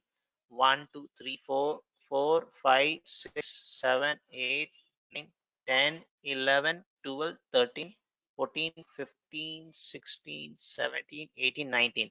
How many regions do we have, folks, in GCP as of today? How many regions, folks? 24 is what we have. So we have only 19 regions here. So there are regions where it is not available. What are those regions? If you are interested, Taiwan is one, Singapore is one, and there is one in Europe, one in US. We show you those things. China, we don't have a presence itself. Forget about China. We don't have a presence itself. We in the sense, Tokyo, it is there. So I'll show you that. So if you go to your regions, So we don't have any data regions in China and Russia due to political reasons. So, but we have presence 24 regions across the globe, and specifically app engine is not. Compute engine, Kubernetes engine is available everywhere, all 24 regions. But app engine is not available in specifically regions like, if I go to Americas, app engine is not available in Oregon, number one. If I go to Europe, app engine is not available in Netherlands, Finland. Totally how many? 3 over. In Asia, it is not available in Singapore. It is not available in Taiwan. Totally 5 regions are missing. Per my understanding, there are some information which I got that in Singapore it's going to come by quarter Q2 or Q1 of 2021, but I'm not sure of it. So knowing this is going to be helpful, folks. Now, say for example, if you are going to do some implementation for a customer who's in Singapore, who is in Netherlands, who is in Oregon region, and if you prefer to use App Engine, you cannot even provision it. So this question is not going to be asked in the exam because you cannot remember all these things, but it's not available in all regions. That is something which you need to be aware of. So deciding the region is very, very important. And once you decide it, you cannot change it. It's fixed in this entire project for lifetime. unless you delete the project, you cannot do anything. Very, very important. What I would suggest is whenever you have a requirement to provision App Engine, get the buy-in from the customer. Where do you want? If they don't know where to provision it, have a call, explain them these are the regions which is available. In which region do you want? If they ask your suggestion, you can give some suggestion, but uh, don't take your own assumption and do it. The reason why is I had done this blunder. So there was a company, it's a US based company, the Uber Eats example which I mentioned. They were in North Virginia. What was the, where is that? North Virginia, US East 4. So what I did was I was pulled into this project ad hocly, and they told please deploy this because team is not aware of Google GCP. So they have the code. Can we have the we have a demonstration of the customer? Do it. So just told the customer name. So I did not even ask further question. Uh, I thought myself I'm smart. I did this. I just went to the website, searched for that customer name, came to know where is their headquarters. I understood their headquarters in North Virginia. So now what I did was I went into that specific dev project. Uh, Dev project. What was that? East 4. So it was East 4, North Virginia. I just created North Virginia and created the app, and they gave the code. I deployed it. Now it is all working fine. Now there was some testing team in Bangalore. They called me and told Mahesh, we are having a latency issues. We are having a latency issue after you deployed it. Now then I did not what's happening. Then I little analyzed it. Then came to know the problem was this one. Let me open up this thing. App Engine was in North Virginia, US East 1, East 4. And testing team is in Bangalore. And the funny part was the database was in London, folks. It was in London. I did not even ask this question. I simply deployed it, thinking I'm smart. I will not ask it. So then you can easily understand the latency why, right? Front end is in US, so it's like a round trip which you're going through. So it is like developers or testing team is in so it was actually in Bangalore or Hyderabad. So Bangalore, Hyderabad, database is in London, and your app engine is in North Virginia. So the round trip you will see latency acceptable easily. It gives an explanation why the latency is there. Now the reason why I explained this was I made a blunder. I could have asked the customer a detailed thing, and the team was also in a hurry, so I did not have much time to do it. So I just did it in a very crude way, and I was not able to do it anything. So because once you fixed it, that's it. You cannot change it. Even if you have the highest level of support from GCP, you cannot do it. The support team is going to say, please create a new project and create the region in the right region of your choice. You cannot get any support for that. So the only thing is when you're working on App Engine, get the buy-in from the customer. Write it in an email. Get where you want it to be provisioned. Luckily for me, even though I did a blunder, it was a dev environment. So what I did was a fix was exported the data of the database from London, created a database in North Virginia itself, and made it connect. From Bangalore, people directly connected to the app engine, which was in North Virginia. Now the latency was reduced. So lucky it was not a major blunder, but my lessons learned was don't decide the region yourself. That too app engine. With compute engine, Kubernetes engine, no problem. You make mistake, you can recreate it. But this mistake is an expensive mistake. Okay, so make the region very clear where you want to do it. And since, as I mentioned, this product was the first product which Google launched, and when they launched the product, they had it available in US Central and Belgium, and only these two regions does not have a number, but it is West. If you see Europe West means it's Belgium, US Central means it's US Central 1. All other entries has a number. So it is a regional resource. and you cannot have any other option. It's always a regional resource.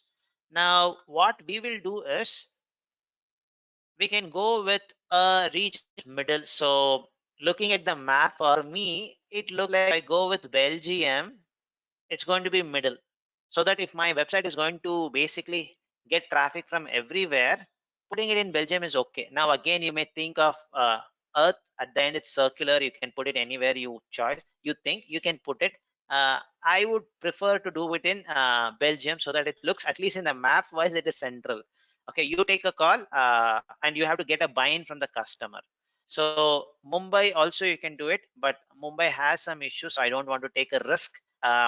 Batch 3, if I'm not wrong, I provisioned it in Mumbai, and I was not able to show them the demo of App Engine. I had to do another project and show that there in that project. So I don't want to do it in Mumbai because some resource constraints are there. So I'm going to do it in Belgium region and create it. And this is the last time I can see the screen. So click on create. Things are going to get provisioned in this region only. Click. There's an optional step. So the region is getting create, App Engine is getting provisioned. Meaning you, so the language support. What are the languages? Node.js, those options. So if I have Python, I have two environments, folks. Support for standard is there. Support for flexible is also there. If I choose Java, again, I have support for standard and flexible. But if I choose .NET, it's only flexible environment. Or you bring your own runtime, C++, it is going to be flexible. All other languages have support for standard and flexible. And this is an optional step. Now let me choose .NET purposely, .NET, and click on flexible because later I can change it. But region, I've already clicked, it is already provisioned. Now I cannot change it anything more. So it is created in Europe, which is Belgium. Click on next. That's it. Your app engine has been successfully created. That's it. Now you cannot change it anymore. So there are some other stuffs which I'm going to do it later. I will do it later. Now you get sometimes an error like this. This is a known issue. You just refresh the screen. You may have the issue gone. Let me just refresh this. You see this? App engine has been created. Now if I click on get started, this one, cancel it. Okay, I have to click on here, folks. App Engine dashboard.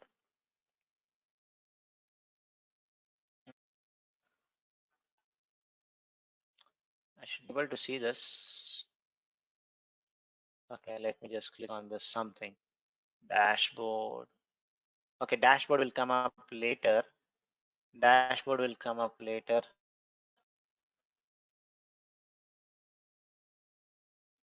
Dashboard. Okay, it's okay. So once we do deploy anything, it's going to come up there. Now App Engine is created and it is created in a specific region which cannot be changed. What has happened to our IAM? Let's look into it. So let me just refresh the screen or go to a new screen and show you what has happened. Just 5 minutes, folks, and then finish it off. So if I just refresh the screen, this account is going to be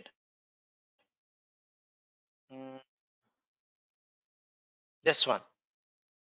You see the previous screen? You did not have App Engine service account. You had 1, 2, 3, 4. Now, if you see, you have the 5th entry, App Engine default service account. It also has editor role. This is the first change which you see. The second change which you see when you enable App Engine is in your storage bucket. If I refresh it, you will see 2 more buckets automatically created.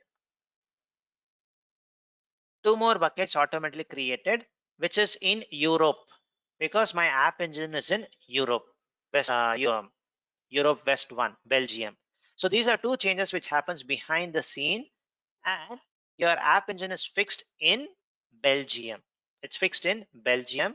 And if you want to know the details, you can do something like the UI it is not showing. I'll just use my command line to show you this and then stop it. So once we come back on next Saturday, we will deploy an application, and those demos are going to be so quick and its demo is over. It's not like us, we are scaling, load balancer, all those things going to come so fast with App Engine, Cloud Run, and Cloud Functions. So let me just show you this part and stop it.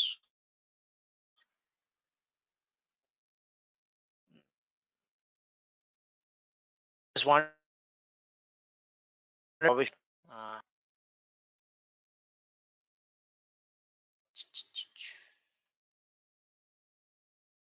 and if you want to start a tutorial, you have the tutorial here.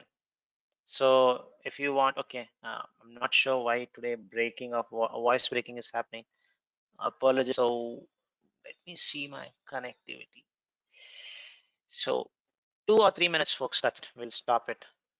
Okay, this is taking time.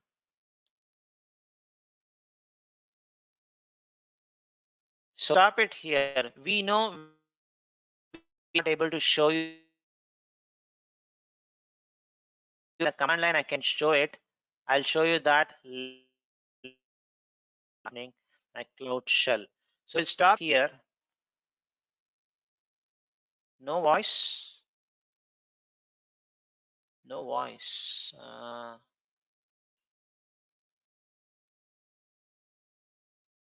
Okay, 1 minute, folks. Let me see.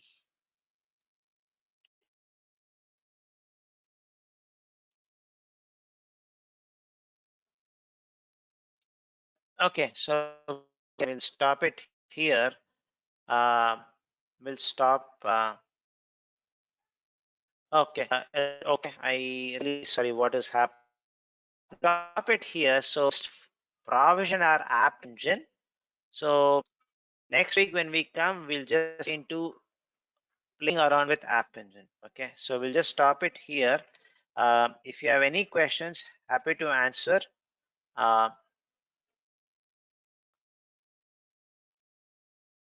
You're welcome, Anil. Any questions, folks? And if you have a hard stop, you can log off, folks. No more lectures further, but if you have any questions, happy to answer.